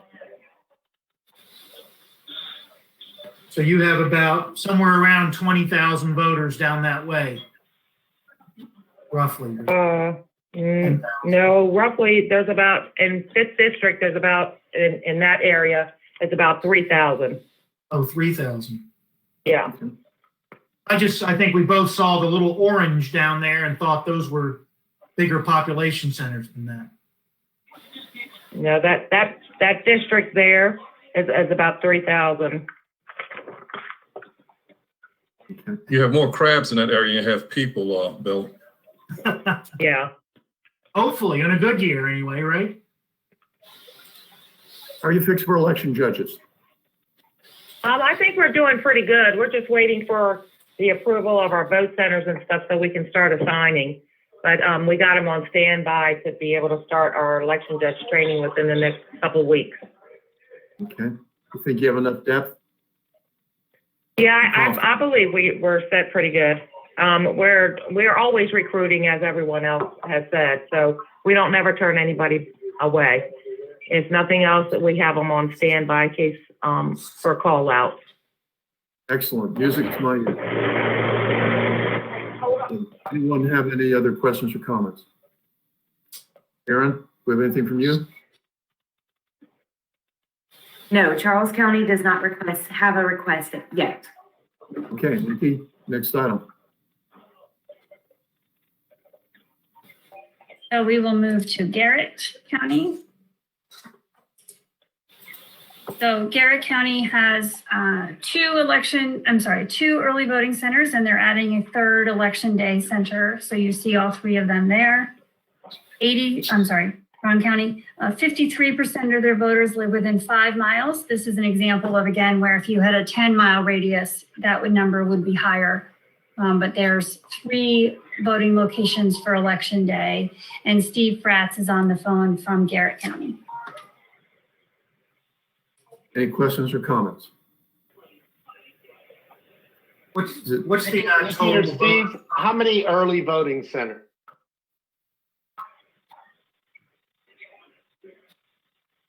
How many early voting centers in Garrett? Just one. Is Steve on the phone? So they have 2 early voting centers. 2 early voting centers, and then on election day, there'll be 3 total voting centers open. Correct. Okay, thank you. What's Can the you hear total? me now? What's the eligible voters total? Yes, we can hear you, Steve. 20,100. Say that again. 20,100 Thank you. voters in Garrett County. Which are the 2 that are the early voting centers? The Oakland Community Center and the Northern Outreach Center. That's our 2 most populated areas in the county. Okay. We have a lot of, there in the middle is Deep Creek Lake, very transient. But between the only main grocery or main shopping's in Oakland, and everywhere else in the northern end of the county, they either go to Allegheny County or Morgantown, West Virginia to shopping. So it's not uncommon for us to drive 30 to 40 miles just to go grocery shopping. Wow. But I mean, we're the second largest landmass county in Maryland. And of course, our facilities, much like Carolina, we just have a problem finding facilities big enough to house more than 10 people. How you fix for election judges? We're good. When I had to quit using family and friends, I lost half of my judges, but no, we're okay here. We have good backup. Okay. You're gonna be able to move enough people through those 3 points? I really do. The Oakland Community Center, we're in a gymnasium. We have good movement. Of course, Northern High School on election day, I can really put them through there. My Northern Outreach Center is a small, and it never has done big numbers. I mean, in the general, on Father's Day, I guess that's the primary in 18, we processed 17 voters that day. So, even if we quadruple, we're still going to have 200 in there, and I think we can process it okay. Okay, very good. Anyone else? Questions, comments? Aaron, do we have anything from you? No, nothing from me for Garrett County. Okay, Nikki, next one. The next one is Harford County. So this map shows their election day voting centers, which are 15 plus 3 early voting centers. With this proposed layout, 98.8% of the voters live within 5 miles. And Kim is on the line from Harford County. Anyone, questions or comments? I didn't understand. Is it 3 early voting and then a total of 15 election day? Or is it 18 on election day? Is it 1 plus? It's 18. It's 15 that are only open on election day, plus the 3 that are open early voting centers, which are open. I can just give you the total if that's confusing. So there'll be 18 total open on election day. 3 of them are early voting centers. Great. Nikki, this is Kim. We actually have 4 early vote centers and 18 open on election day. Oh, sorry, you're right. I didn't correct this from my mistake this morning. Thank you. You're welcome. And Mr. Chairman, just on Nikki's point a second ago, and maybe it's just me, but for consistency, I think it's good to state how many early voting centers and then how many total centers open on election day. Because that's all people care about. They don't need to know that center on election day also, happened to be an early voting center. On November 3rd, it's a voting center. On October 26th through the November 2nd, it's an early voting center. So for Harford, 4 early voting centers, and on election day, 18, right? 4 early vote centers. Election day, counting those 4 early vote centers, there will be 18. I mean, yeah. Yes. Great, thank you.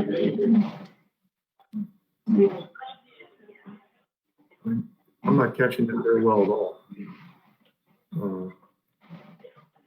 Yeah, it's difficult to hear. She said there are 4 early voting centers, and then on election day, there will be 18 open voting centers.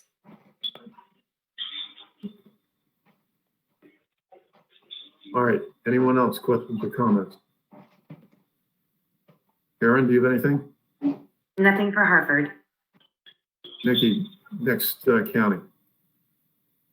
Okay, so Howard, we have 2 maps. So Howard this is their early voting center map. And it's Yes, it has 5 early voting centers. So under the code, Howard has 4, and then there's that extra one that if the county governing body and the local board and the state board agree, then I know that's not exactly the way it's written, but they can add the extra. So this map shows 5, which is the 4 required under the code plus the bonus, the extra one. So that's what this map shows, are 5 early voting centers. 92.8% of the voters live within 5 miles of one of these centers. And then I will display the election day map as well.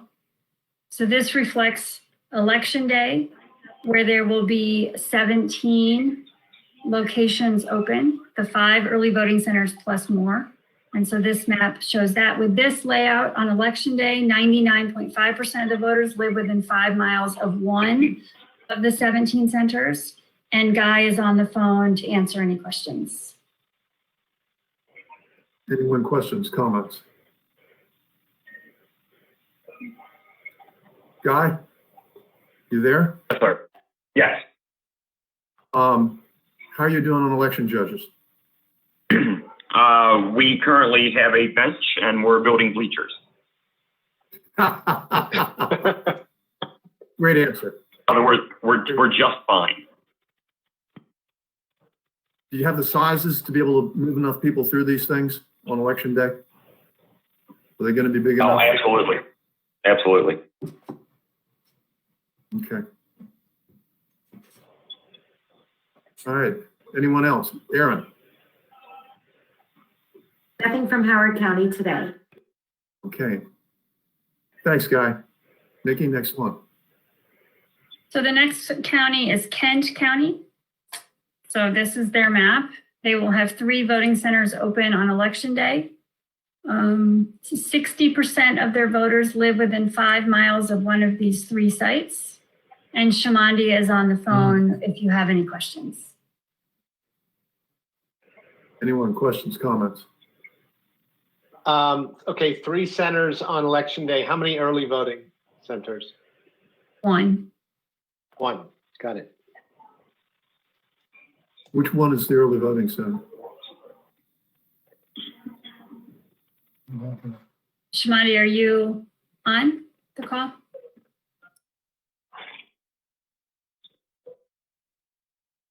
I believe it's the public library in the middle.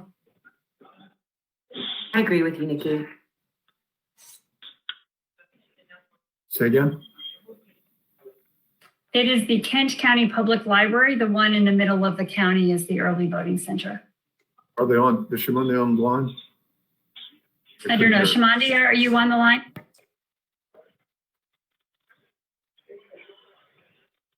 No? Okay. All right. Anyone, questions, comments on this? Karen, anything? Nothing from Kent County. All right, Nikki, next county.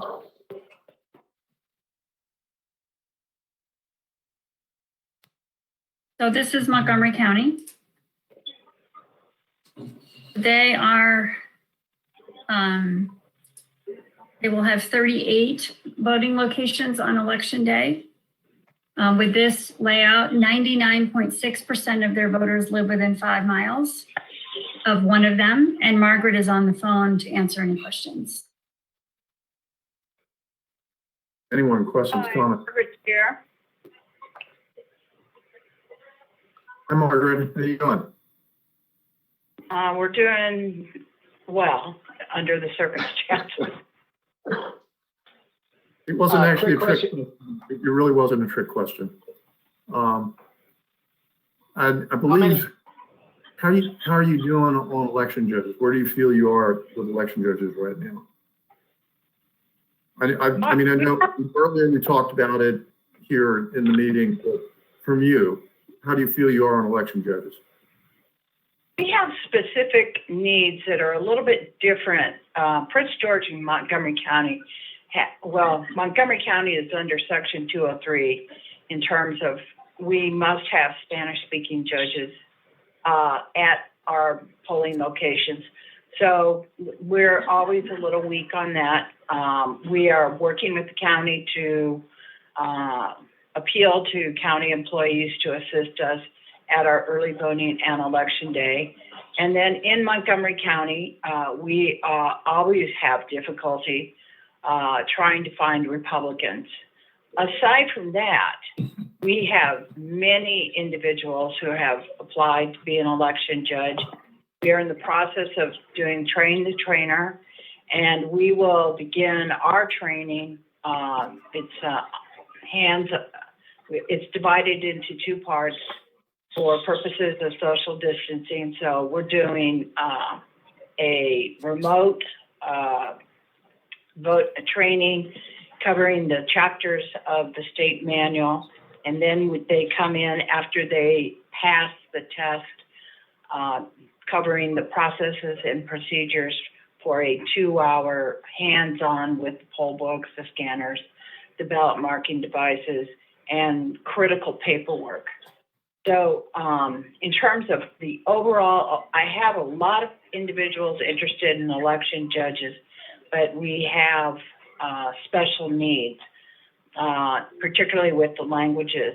In terms of a bench, yes, I have a bench, but I could always use more bilingual individuals, and I can always use more Republicans. But we're very flush with Democratic election judges. Well, I certainly endorse the need for more Republicans. But the BMDs, I know we're going to bring that up. I know Montgomery County, we have something from Montgomery, right, Aaron? Yeah, and I believe that your indication was you went between 8 and 20. Is that per site additional? Margaret? It depends. That is correct. It depends on the site. I have several sites that we are utilizing 2 gyms side by side. So for instance, the Activity Center at Boer Park, which is an early voting site. This is a huge space. So that's where we're looking at using 15 to 20 ballot marking devices. They were very successfully deployed and used in the primary election. And we have deployed additional ones in the past at Praisner and Mid-County. And we have 2 sets of population that really like them. We have seniors because of the magnification element, and then we have young people who just balk at paper. Are you going to have, I think coming out of the last election, we talked about having individuals who are kind of specialized in the BMD so that we were sure that in a given location, we had people that were good with hands-on with the BMDs. Given the large number, go ahead. Yes, I have. The allocation for election judges has just a ballot marking device judges assigned to. So if there's 7 ballot marking devices assigned to a location, there's, depending on the day, there'll be anywhere from 5 to 7 individuals assigned to work the ballot marking devices, depending on the location. Mm-hmm. Okay. All right. Anyone else? To make it successfully have about a lot of ballot marking device judges, because it is a quicker process to vote in that manner. And so we can churn a lot of people through that process as opposed to standing at a ballot table waiting for somebody to pull a ballot style, because we have 255 ballot styles. No. How many early voting sites are there? Altogether, there are 38 locations. We have 11 early voting centers and 28, I guess it's 39 voting. Altogether, we have election day, we have 39 locations. 11 of which those locations are early voting centers. Thank you. All right. Aaron, why don't you formally present to the board in the sense of making the presentation of what Montgomery County requests will be added to? Sure. So Montgomery County requests that they can add additional ballot marking devices to their early voting centers and their election day vote centers, anywhere between 8 to 20, depending on the location. Anyone have any questions or comments regarding this this point? All right. Thank you, Margaret. Just for the record, I'm displaying what's called a site pin map, which you can see all of the locations. So Shafiq, I don't know if there was something you wanted to explain on this map.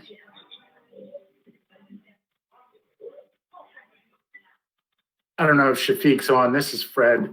The site pin map is purely to show the locations without the radius. It's a little bit clearer. So no radius, no label, and they're all there. Yeah, that would help you do your counts, PJ. Thank you. All right, Nikki. Okay, so next we're going to do Prince George's. Let me get back to my file, hold on. Okay, so Prince George's, I have two maps to show you for Prince George's. Again, I can do the site pin map if you like that better. This is their early voting center map. So they're making some changes to their locations. So 5 of these 11 centers are new. According with this layout, 99% of the voters live within 5 miles of one of these 11 early voting centers. And then I will display their election day map. And again, if you prefer the site pin without the radius, I can do that. This shows you what election day looks like in Prince George's County with 40 total sites. And then with this layout, 99.9% of voters live within 5 miles of one of these centers. And Alicia is on the phone to answer any questions. Anyone have any questions or comments? Looks good. Hi, Alicia. How many ballot styles do we have in Good PG? afternoon. We have 275 ballot styles. And you have a pretty good strategy there to make sure we're giving the right one out. Yes, we do. Yes, we do. We are we're purchasing additional carts that will be specifically labeled. And we are training our election judges to make sure that they verify their the voter authority card with the ballot style. And then we're also going to have signs in the booths to make sure that the voters also know that they should do a double check to verify that they're receiving the correct ballot style as well. Thank you. Anyone else? Alicia, how are you doing on election judges? How do you feel about it? We are doing very well. We do have, at this point, we have enough election judges to successfully, which we believe will successfully operate the election, not only the election day sites, but the early voting sites as well. And we are continuously recruiting to make sure that we have, I'm attempting to recruit enough election judges to have at least a 35% overage so that just in case there is that massive election day drop off, we can backfill those slots. Good, good. You've got some big sites. I noticed you got the Xfinity Center, which is pretty big. You got a high school, it's as big as the Xfinity Center. Do you think you're going to be able to move enough people through these sites on election day? Yes, we do. How are you going to do online management? Are you going to have some people using some of your bench to do line management? Well, we're planning to staff our sites in a manner that the election judges that are originally assigned, we're going to have enough for them to actually go out and manage the lines, not only on the outside of the facility, but the inside as well. And of course, we still have to, make sure that we accommodate for not only the social distancing requirements, but the social gathering requirements that are in place. Okay. Aaron, do we have anything on BMDs? Nothing from Prince George's today. Okay. All right, thanks. Thank you. Thank Nikki, you. next count. So the next county is St. Mary's, and I'll have two maps for them. Hold on, I'm in the wrong section. So St. Mary's County is adding a second early voting center, the Great Mills High School. With these two voting centers, 79% of the voters live within 5 miles of one of them. And then let me pull up their election day map. So this is their election day map. And they will have a total of 4 voting locations on election day. With this layout, 76.5% of the voters live within 5 miles of one of the voting centers. And Wendy is on the phone to answer any questions. Anyone have any questions or comments? Wendy, you there? Yes, I'm here. Hi. So you've got 76% of the population moving through or within 5 miles on election day. And again, the way we're looking at the map right now, it looks like your southeast and your northern sections are the ones you haven't been able to cover. Tell us a little bit about those two areas. Well, the northern end is a very rural area. There's not a lot of choices up there for polling locations. There's only 2 elementary schools, and the parking is inadequate, and the rooms are inadequate to hold for that volume for early voting or vote centers itself. So we did the best we could and move it to the biggest middle school that would hold that number of people. And the south end of the county is St. George's Island, and they only have 188 registered voters in that area. Fair enough. How do you feel? How do you do on election judges? We're doing great on election judges. We have everyone assigned, and we have a good pool of standbys on hand. Excellent. Excellent. Do you think your facilities are going to be big enough on an election day surge to move people through? Yes. Yes, they'll be plenty big enough. Okay. All right. Any further comments or questions? Aaron, anything on BMDs? Nothing from St. Mary's County. Okay. Nothing else? Okay. Thank you. Nikki, next county. All right, so we have 2 maps for Somerset County. So this is their early voting center map. And they are moving their early voting center to the Somerset County Technical High School. With this proposed site, 64.8% of the voters live within 10 miles of the site. So this is where we get to the 10-mile radius for early voting centers. And then their election day map looks like this. So you'll see there are 3 voting centers on election day.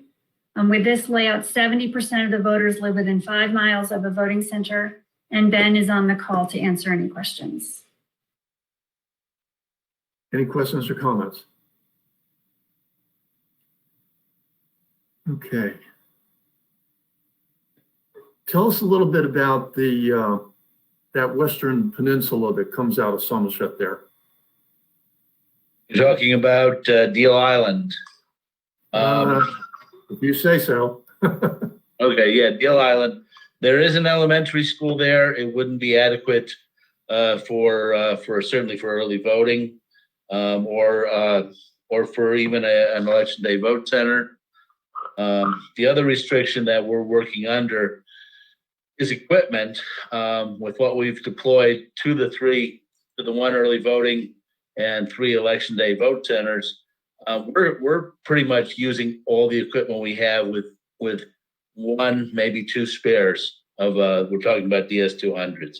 So we're deploying everything we have as it stands. So we really don't have a lot of flexibility in adding any more facilities because we don't have any more equipment. And how you doing on election judges? Since we went to vote centers, that has really made the difference. So we're good on the vote centers between early voting and election day, and we do have backups should the judges decide to drop out. So we do have events. Okay. I noticed that one of them, the Somerset County Technical High School, relatively small. Are you going to be able to move enough people through there? Oh, that's a lovely facility. Actually, it's brand new. The access from the outside is going to be very smooth. So we don't have any doubt about using that as early voting. The flow is gonna work out very well on that state. Okay. Aaron, BMDs? Yes, so Somerset County would like to request 2 additional ballot marking devices to be sent to their election day vote centers for a total of 4. And are we going to be able to, I think we are, you indicated we have a lot of depth, be able to put people who are very knowledgeable about BMDs into those vote centers? Absolutely. We're adding additional BMDs because Somerset County has been a rather BMD light county up until this past election. Then all of a sudden it seems to be catching on. So we thought we'd try to stay ahead of the curve. So we will be training our judges to make that a smooth operation as well. Okay. Okay, anyone else? Questions, comments? Thanks a lot. Nikki, next county. So the next county is Talbot County. So this is their election day map. So they will have 4 voting locations open on election day. With this layout, 77.8% of the voters live within 5 miles of one of the 4. And Jerry is on the call to answer any questions.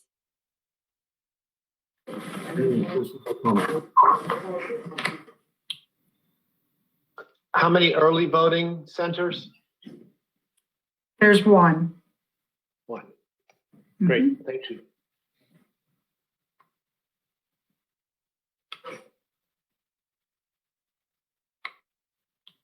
Jared, are you on the call? Yes. Can you hear me? Yes, I can. Okay. How you doing on election judges? Right now, we're doing well. Thanks to going to the vote centers, that has definitely helped. We are always recruiting, just like all the rest of the counties. We are in need of, for the depth, we would like to have more Republicans. So, yeah, but right now we've got everybody assigned, and we're going to start training in a couple weeks. Okay. Are you going to be able to move your people through these facilities? I know Tillman's not large, and I think it's because it's down there, but it's a small facility. You going to be able to move people through them? Absolutely. Anyone else? Questions, comments? Aaron, BMDs? Yes, Talbot County does have a request. She would like to deploy 2 additional ballot marking devices to her election day vote centers for a total of 4. Okay. Are you going to be able to have judges that are a little bit more specialized in the BMDs that understand them a little bit better?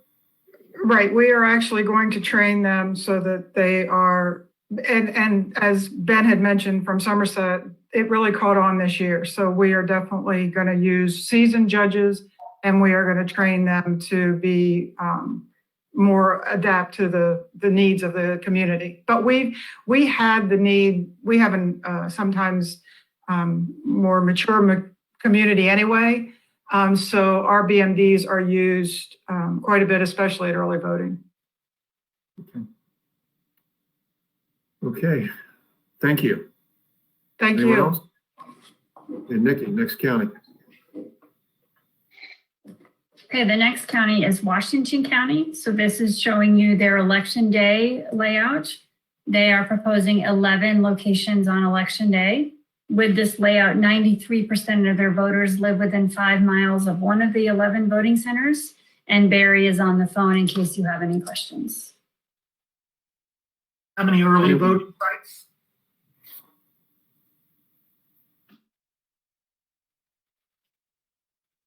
Barry, are you on the line?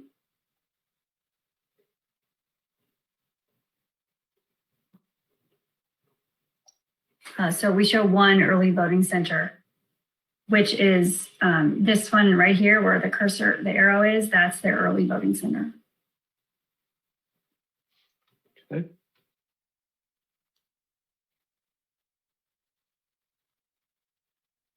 Aaron, BMDs? Yes, so Washington County, again, would like to request 2 additional ballot marking devices to deploy to their election day vote centers for a total of 4.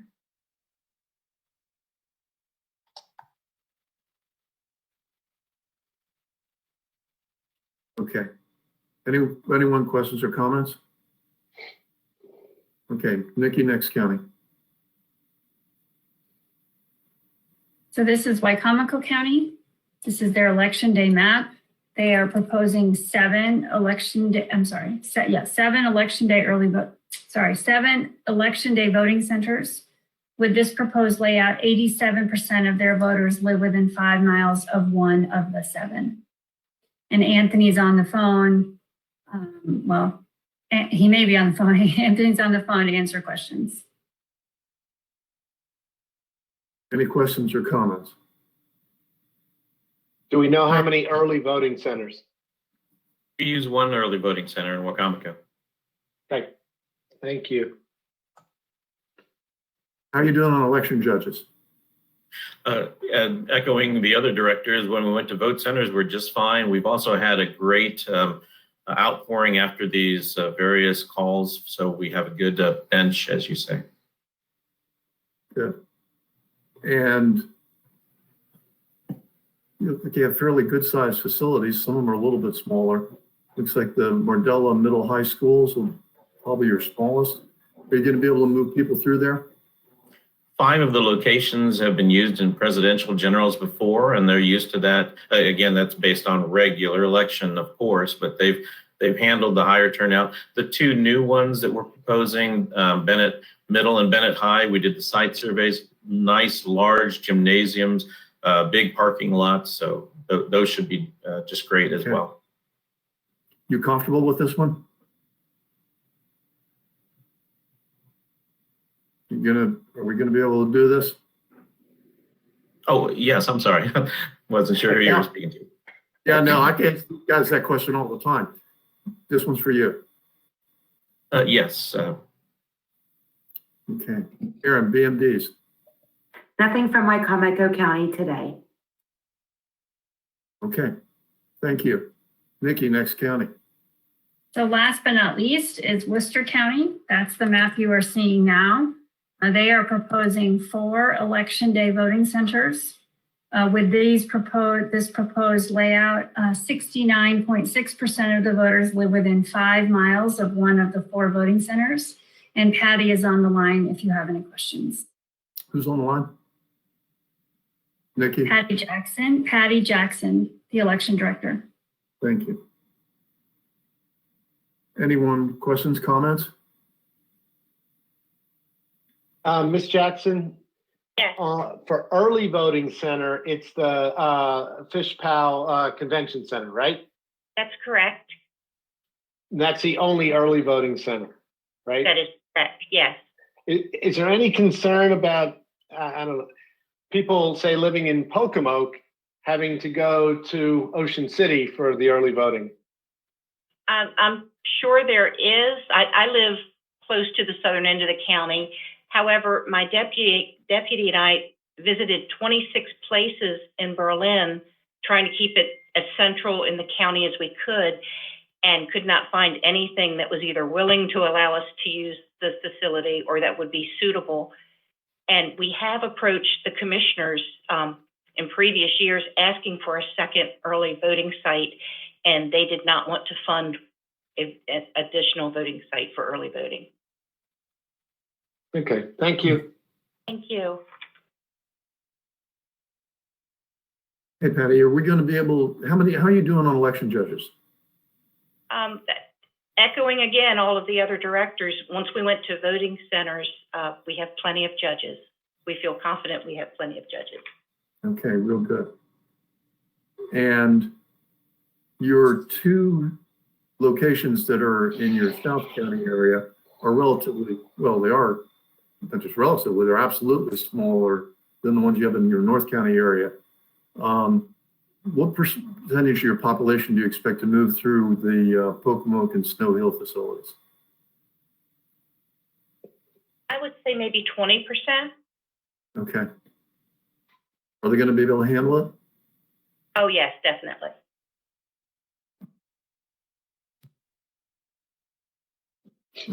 Aaron, BMDs? Yes, so Worcester County would like to request one additional ballot marking device to be deployed during early voting. So that would be a total of 5 at the early voting center. And then they want to use 5 ballot marking devices at the vote center on election day at the Wicomico Community Center. Then the other vote centers on election day will only have 4 ballot marking devices. So they want more, but just different depending on where they are.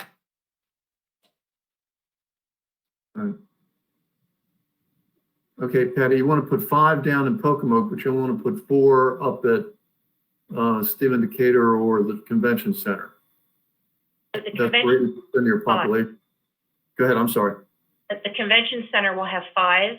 Okay, We're going to have 5 for early voting and just keep the 5 for election day at Ocean City. okay. And at the high school, Stephen Decatur? At the middle school. Well, they normally have 2 and they make out fine with that, but we thought if we doubled it to 4, that would be sufficient. Okay. And how are you doing on election judges? We're doing great. That already. Yes. Okay. Anyone else? Anything? All right. Thank you, Patty. Thank you. Nick, that would wrap up the counties? That does. So that leaves 5 counties to present, hopefully at the next board meeting. Okay. So at this point, we've been through all of them. Unless someone, like our attorney, tells me that this is a bad way to do it, the chair would entertain a motion to approve all voting center changes, all election day voting centers, and all ballot marking device requests as made. Nobody got excited to have such a motion? So moved. I'm excited. So moved. So moved. So Moved and seconded. All those in favor, Second. aye? Aye. aye. None? Motion carries. All approved. Thank you. Okay. And Nikki, I think this is where we pick up on Jared and pick on him for a while. Is that Wait, right? Mr. Chairman? Oh, Aaron's going. Oh, we pick on you now, Aaron? Well, I have 5 additional local boards who requested additional ballot marking devices who whose centers were already approved or who have not proposed those centers yet. So I didn't know if you wanted to go through those first before you move on to the next agenda item. Okay, which counties are these? So Allegheny County, she would like to have permission to have 3 ballot marking devices at her vote center, the Mountain Ridge High School Vote Center, and 4 ballot marking devices at her Fort Hill High School Vote Center on Election Day. Okay. And what are the, okay. What other counties are there that we have requests from? Cecil, Dorchester, Frederick, and Queen Anne's counties. Okay. All right. You run through them real quick? Or? Yeah. And we don't have the request for the voting centers or anything yet. Is that right? I think Allegheny was approved at last week's board meeting. Okay. And so was Dorchester. So Allegheny and Dorchester were approved at last week's meeting. Okay. Can we have the numbers for those two? Numbers of? Early vote centers, election day vote centers. Yeah, just give me 1 second and I'll get those.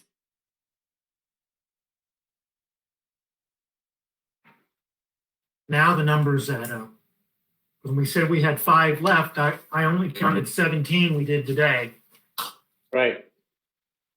And Baltimore City would make 1, 2, 3, 4. So we have 4 more to come.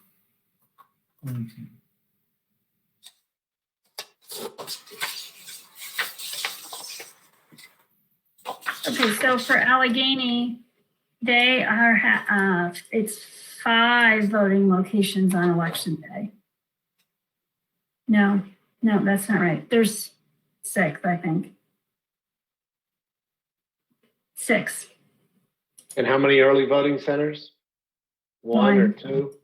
1. 1. Okay. And the other one we approved last meeting was Dorchester, right? Yes. Yes.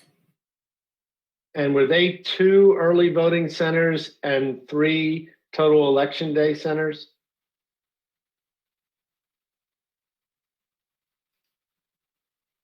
I think they were 3 total, 1 election day, 1 early voting, 3 election day, if I recall correctly.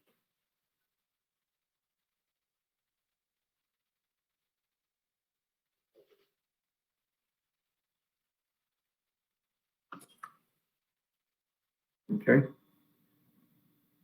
And can we recap, Mr. Chairman, if there's 4 or if I guess there's 5, what 5 have we not gotten a plan from yet? I chose Cecil, Frederick, Queen Anne, Baltimore City. What am I missing? Calvert. Calvert. Okay. Thank you. So there's 5 we don't have a plan from yet.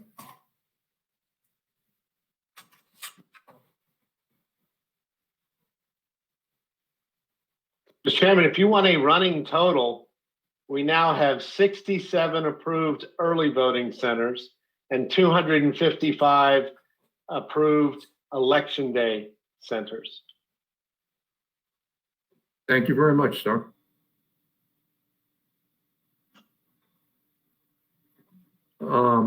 Okay.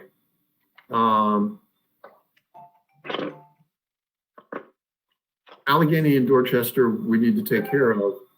I'm wondering if it would make sense to keep, and you tell me, Nikki and Aaron, if we pull off approving the other requests, the BMD requests, until their plan comes in, is that going to be a problem for the locations, for the counties?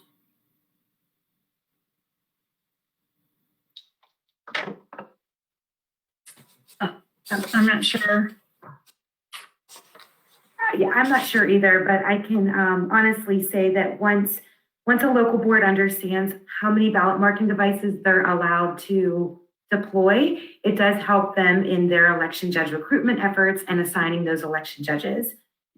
So it may help them with their decision. Well done, Aaron. Well done. Thanks. Okay, then we'll do this thing. So we have Allegheny and we have Dorchester. Plans have been approved. We're at BMD stage. And what was the BMDs for Dorchester? Go back 1 second. So Dorchester, they want to deploy 4 ballot marking devices to their vote centers on election day. They have 2 vote centers on election day. Okay. Anybody on the board have any questions, thoughts about this? All right, as to Allegheny and Dorchester, the chair would entertain a motion to approve BMDs for those 2 locations as stated by staff. May I have such a motion? Second. All those in favor, aye? Aye? Aye. Aye. Opposed, none. Motion passes. So Allegheny and Dorchester are approved. Now we'll do the ones that we haven't addressed in any way before. Okay, and those are 3. That's Cecil, Frederick, and Queen Anne's. So Okay. first, Cecil County would like to request 4 ballot marking devices to be deployed to each of their election day vote centers. I will go to Frederick County next. 1 second.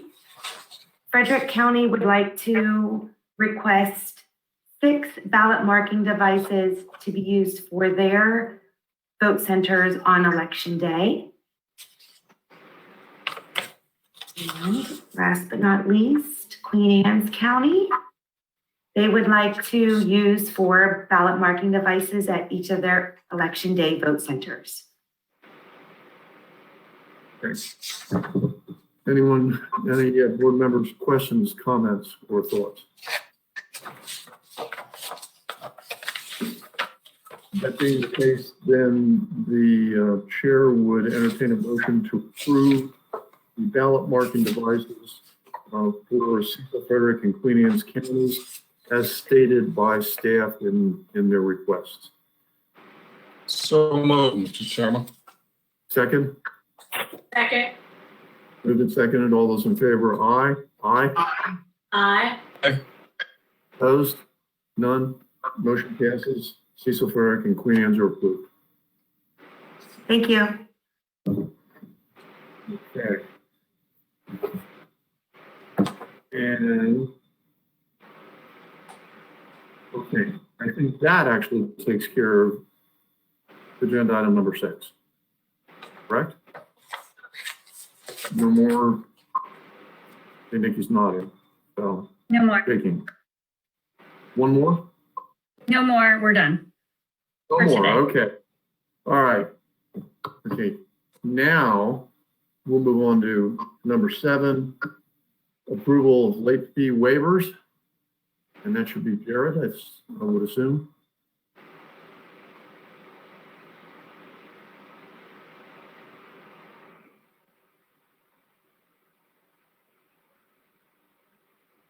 Jared, are you there? Lose Jared.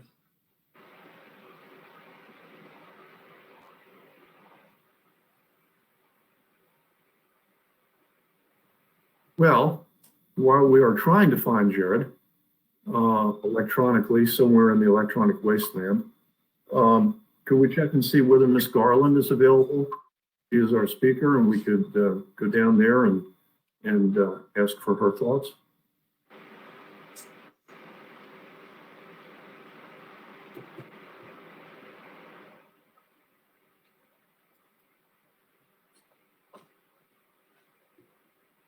David, are you unable to unmute her?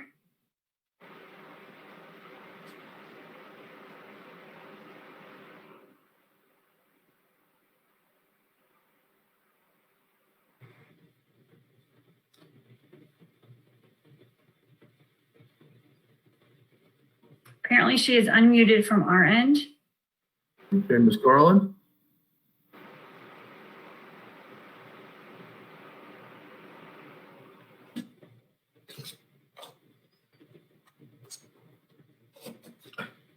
Is we seem to have lost Malcolm as well. I don't know. I don't see him anymore. Oh, I'm here. I'm here. Okay, good. Just checking. Sorry. I went to pick up something off my printer. You've been reading too many stalker novels. You know, first Jared's gone and then Miss Garland's gone and you start to worry about Malcolm. You got to get a lighter tone of reading, you know, while you're locked up there. So Jared apparently I was pulling up Miss Garland's letter. But I understand that Miss Garland should be able to speak and be heard now. Okay, Miss Garland?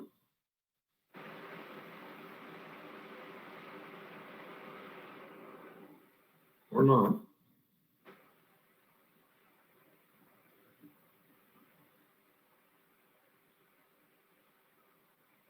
I think Andrea, Jared did you also maybe- notice that? There's Jared. There's Jared.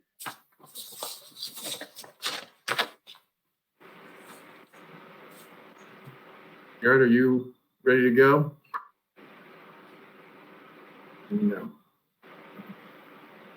All right, I'll just kind of sit back here.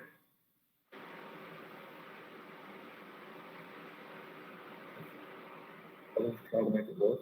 Jared, are you able to present your items? Can you hear us?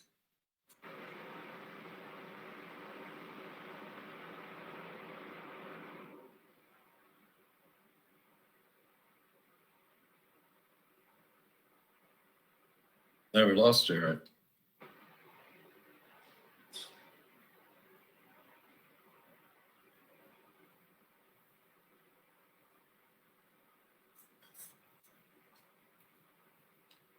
At least it's not just me. I'm usually the one who can't do anything. I approach the computer, it smells me and it malfunctions. Happens every time. I can't understand it, Kelly. You're still upside down. Your picture's the only one that's upside down on my grid. And you I would can't not figure that out. believe the expensive IT brainpower I have walking around this house in his pajamas. And this is what I get as a result. I have to use an iPad to do this. I have no idea why I'm upside down. Must be your fault, Malcolm. Probably is.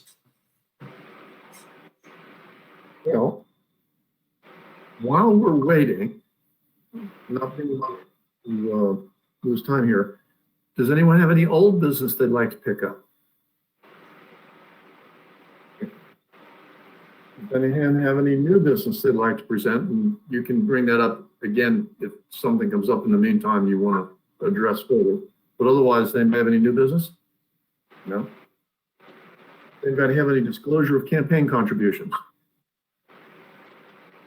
Mr. Chairman, if I could provide an update, a real-time update on one of the cases that was the subject of my presentation earlier. Absolutely. The Dillon versus Wobensmith case, which was the one where the Baltimore candidate for mayor of Baltimore City sought an extension of the petition deadline and reduction in signatures. The court entered an order today dismissing the case. The preliminary injunction had already been resolved, but the case has been dismissed, and so I will remove it from next month's presentation. Very good. Okay. All right. So, how are we doing with either Miss Garland or with Jared? David is trying to work with Miss Garland to get her. I mean, I can try to muddle my way through the late fees if you'd like to try. It's up to you, but we've got the 5 members on the board, plus you and Linda are here. Why don't we set the next meeting while we're waiting to see if the text can work it out? Do we want to try for the next Friday? Another noon meeting? How does that work for people? Because we're going to have more approvals that we have to do. We don't want to hold up the counties. That's fine for me. Works for me. Friday, the 4th of September. Can you hear me now? Yes, we can. I have no idea what happened there. Now that we can hear you, we're going to ask you to wait just a moment. No problem. Don't Mr. Chairman, talk. it's Linda. Starting at 1 o'clock instead of noon. I have a standing NASED conference call every Friday at noon. Okay, how does that fit for everybody? That works. 1 o'clock on Friday, the 4th of September? Works for me. Thank you. PJ, Yeah, that'll work. Yes, Malcolm's good. Okay, so our next meeting is now set for 1 p.m. Eastern Time. On Friday, September the 4th. Okay. And that item. And now, Garrett, it's all yours. Okay. All right. Sorry for the technical difficulties there. So in front of you are late fee waiver requests for 6 committees. As you can see, most of them are because of they were referred over to the state prosecutor's office, and state prosecutor's office has refused to or declined to prosecute on these matters here. So we're just trying to get them off our books because we have no enforcement on those late fees there. And then I have 4 denials for your viewing on that, just for your edification. And finally, just going to let you know that we have collected over $38,000 in late fees so far this year to date. I will be happy to answer any questions on the grant if you have it, but if not, I move for the approval of the waivers in bulk. Okay. Does anyone have any questions for Jared regarding this?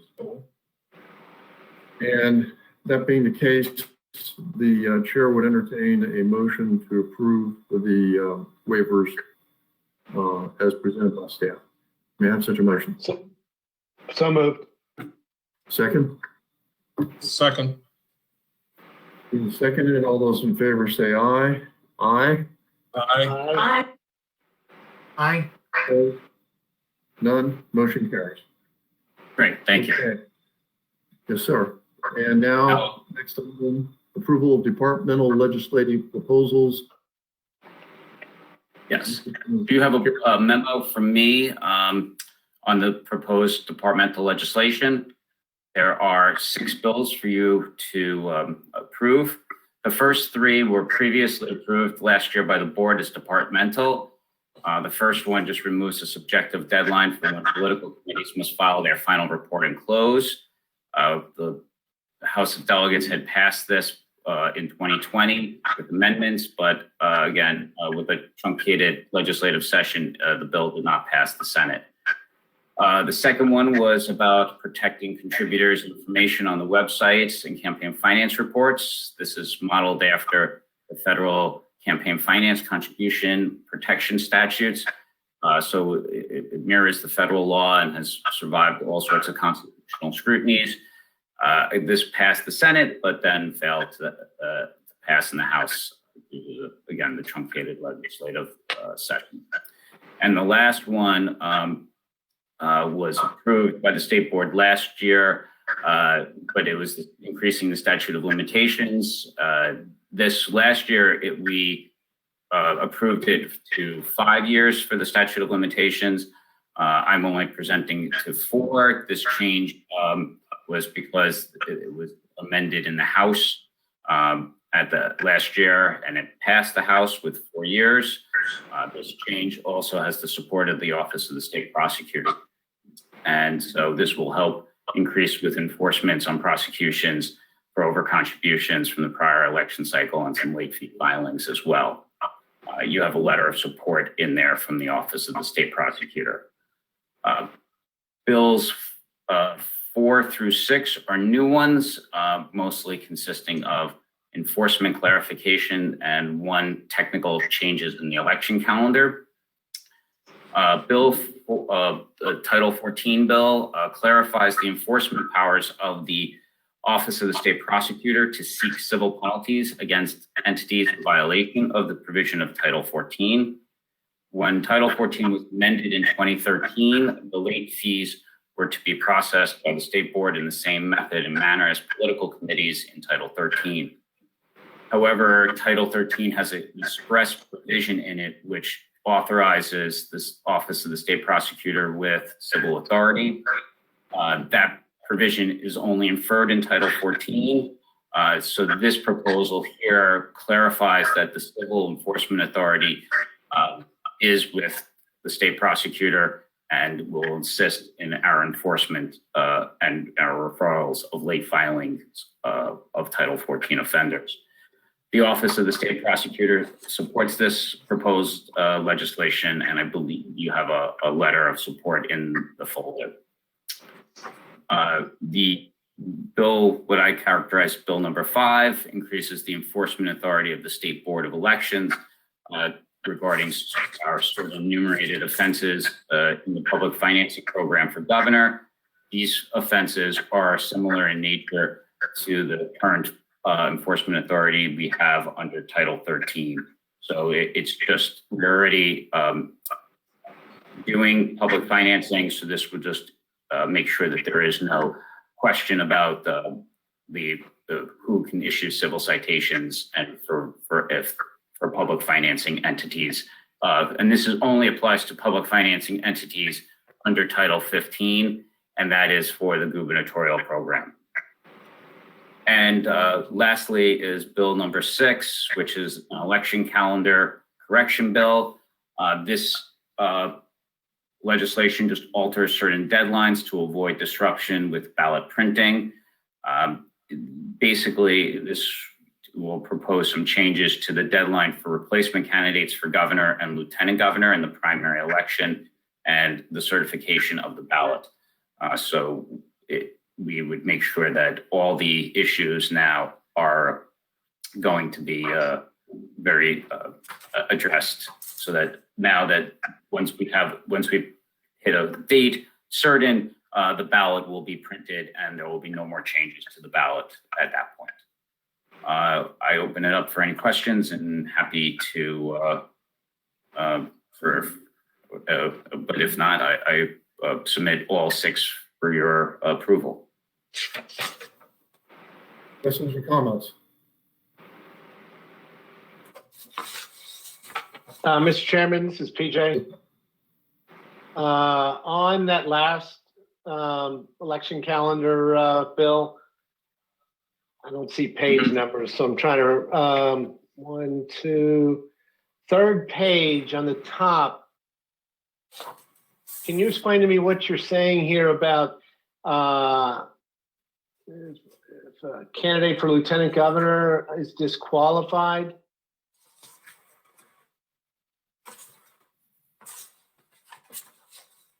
I see your notes where you say we could recommend this as a solution. It is the same as in 905. I assume you mean section 905. Yes. Well, I guess at one point here, this is a primary election.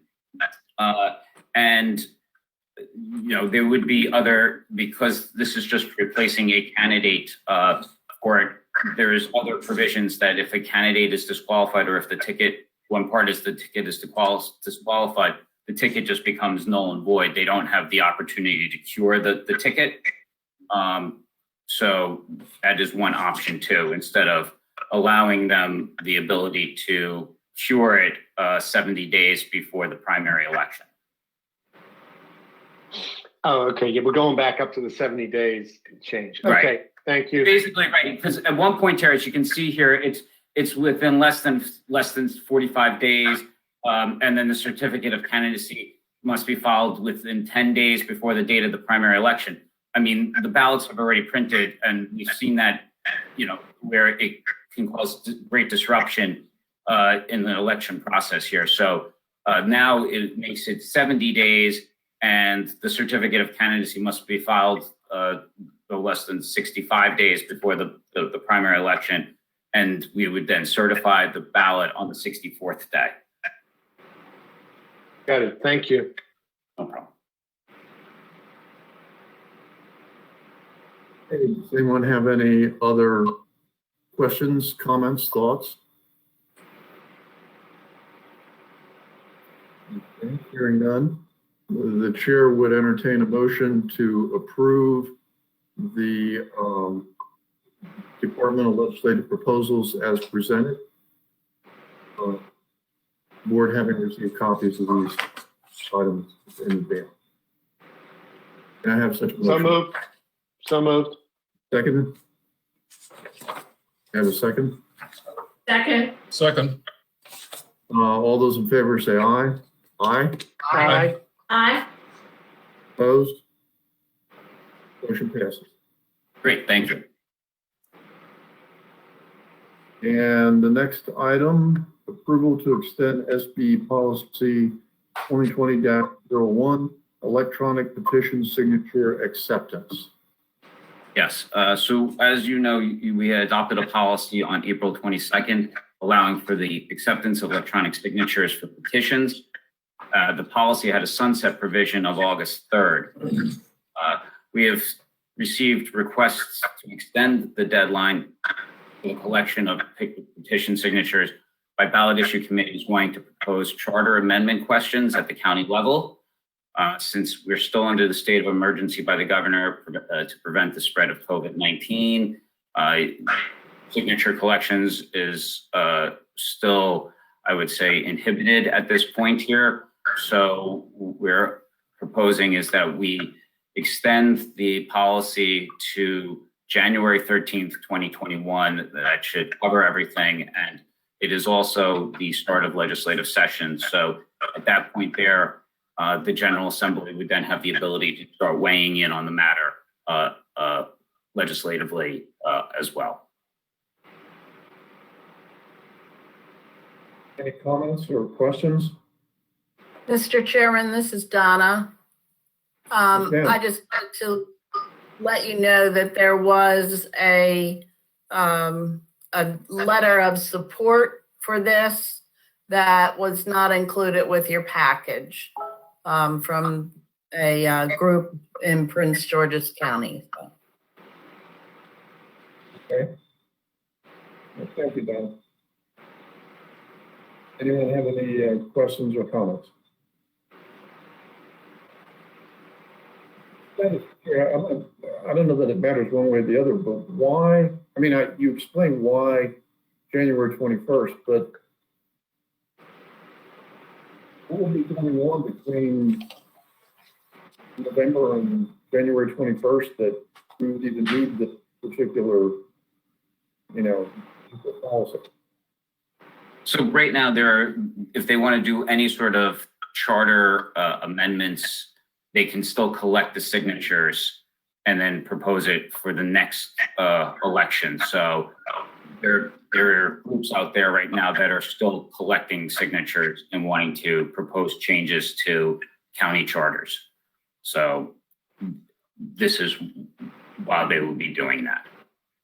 Okay. And it would be for the 2022 ballot. How would this affect, let's say that somebody collects a certain number, if they collect a certain number of signatures, let's say that the cutoff is 5,000, would that be a correct statement, just for hypothetical? Okay. And if they make their 5,000 by January 21st, and assuming that there hasn't been a change in the sense that the governor's rescinded the emergency and so on, then they would be in safe harbor at that point in terms of having achieved their petition objective. But if they collected 4,500 signatures by January 21st, and the real number needed was 10,000 or 20,000, I can't remember what our percentages were, then they would not be safe harbor, and they would have to go the additional number of things. Would that be correct? I'm just trying to understand it, that's all. Mr. Chairman, I'm happy to address that if it would help. The policy that's presented, the change in the policy that was approved last year that's presented to the approved in the spring, that's being presented today, also has a provision indicating that any valid signature obtained at a time when this policy is in effect shall not lose their or its validity due to the expiration of this policy. So if the signatures are validly collected during the time that this policy is in effect, and then the state of emergency goes away and the policy isn't extended, and no further provision is made by the board for permitting electronic signatures, and the petition gets submitted, sometime in advance of the next election, timely, with a mix of wet signatures and electronic signatures, then provided that the electronic signatures were collected during a time that the policy was in effect and that there's no other issue that would bar them, then the fact that that petition is being submitted after the fact, after the expiration of the policy, isn't going to be fatal to those signatures. I think that's what you were asking, but let me know if it was something else. It was actually a better answer than what I was asking, because I was really just kind of groping at the question. But that does answer it. Thank you. Anyone else have any questions or thoughts? With that, the chair would entertain a motion to approve the extension of the State Board of Elections Policy 2020-01, electronic petition signature acceptance, to January 21st, 2021. So moved. January 13, isn't it? January 13th, 2021. Oh, January 13th. Yes. I'm sorry, I thought I heard you say 21. You did, 2021, okay. To January 13th of 2021. So moved. Second? Second. All in favor? Aye. Aye. Aye. Opposed? And motion passes. The extension is approved. Great, thank you. Okay, and with that, yes, Nick. Mr. Chairman, so I believe that Ms. Garland has tried to access the meeting a different way, so perhaps we could try again. David, if you could unmute her, please.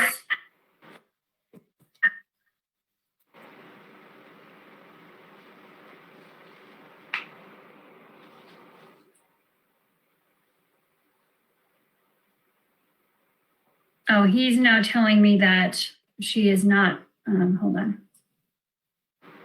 We don't see her in the meeting anymore, so. You just kind of lost her.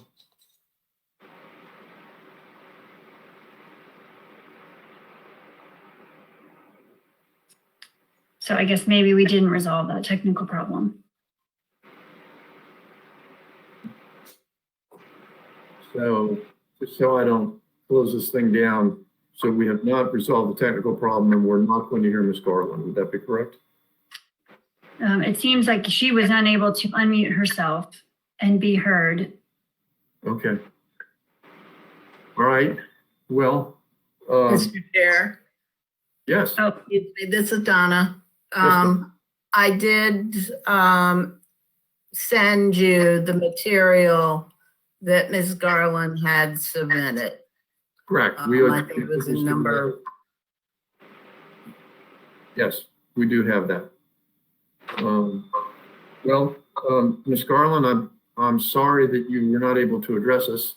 Hopefully, whatever went wrong will be corrected by in a future meeting when you would be interested in either speaking to this subject or another subject. And we look forward to that. I am sorry that we weren't able to hear you today. The next agenda item would be a closed session, but there's, to my knowledge, no reason to have a closed session today. unless anyone says differently, and no one does. And with that, and all of this being taken care of, unless someone has something new they wish to bring up, the chair will entertain a motion to adjourn. Or we could just hang out here, either way. So move to adjourn. Okay. Is there a second? Second.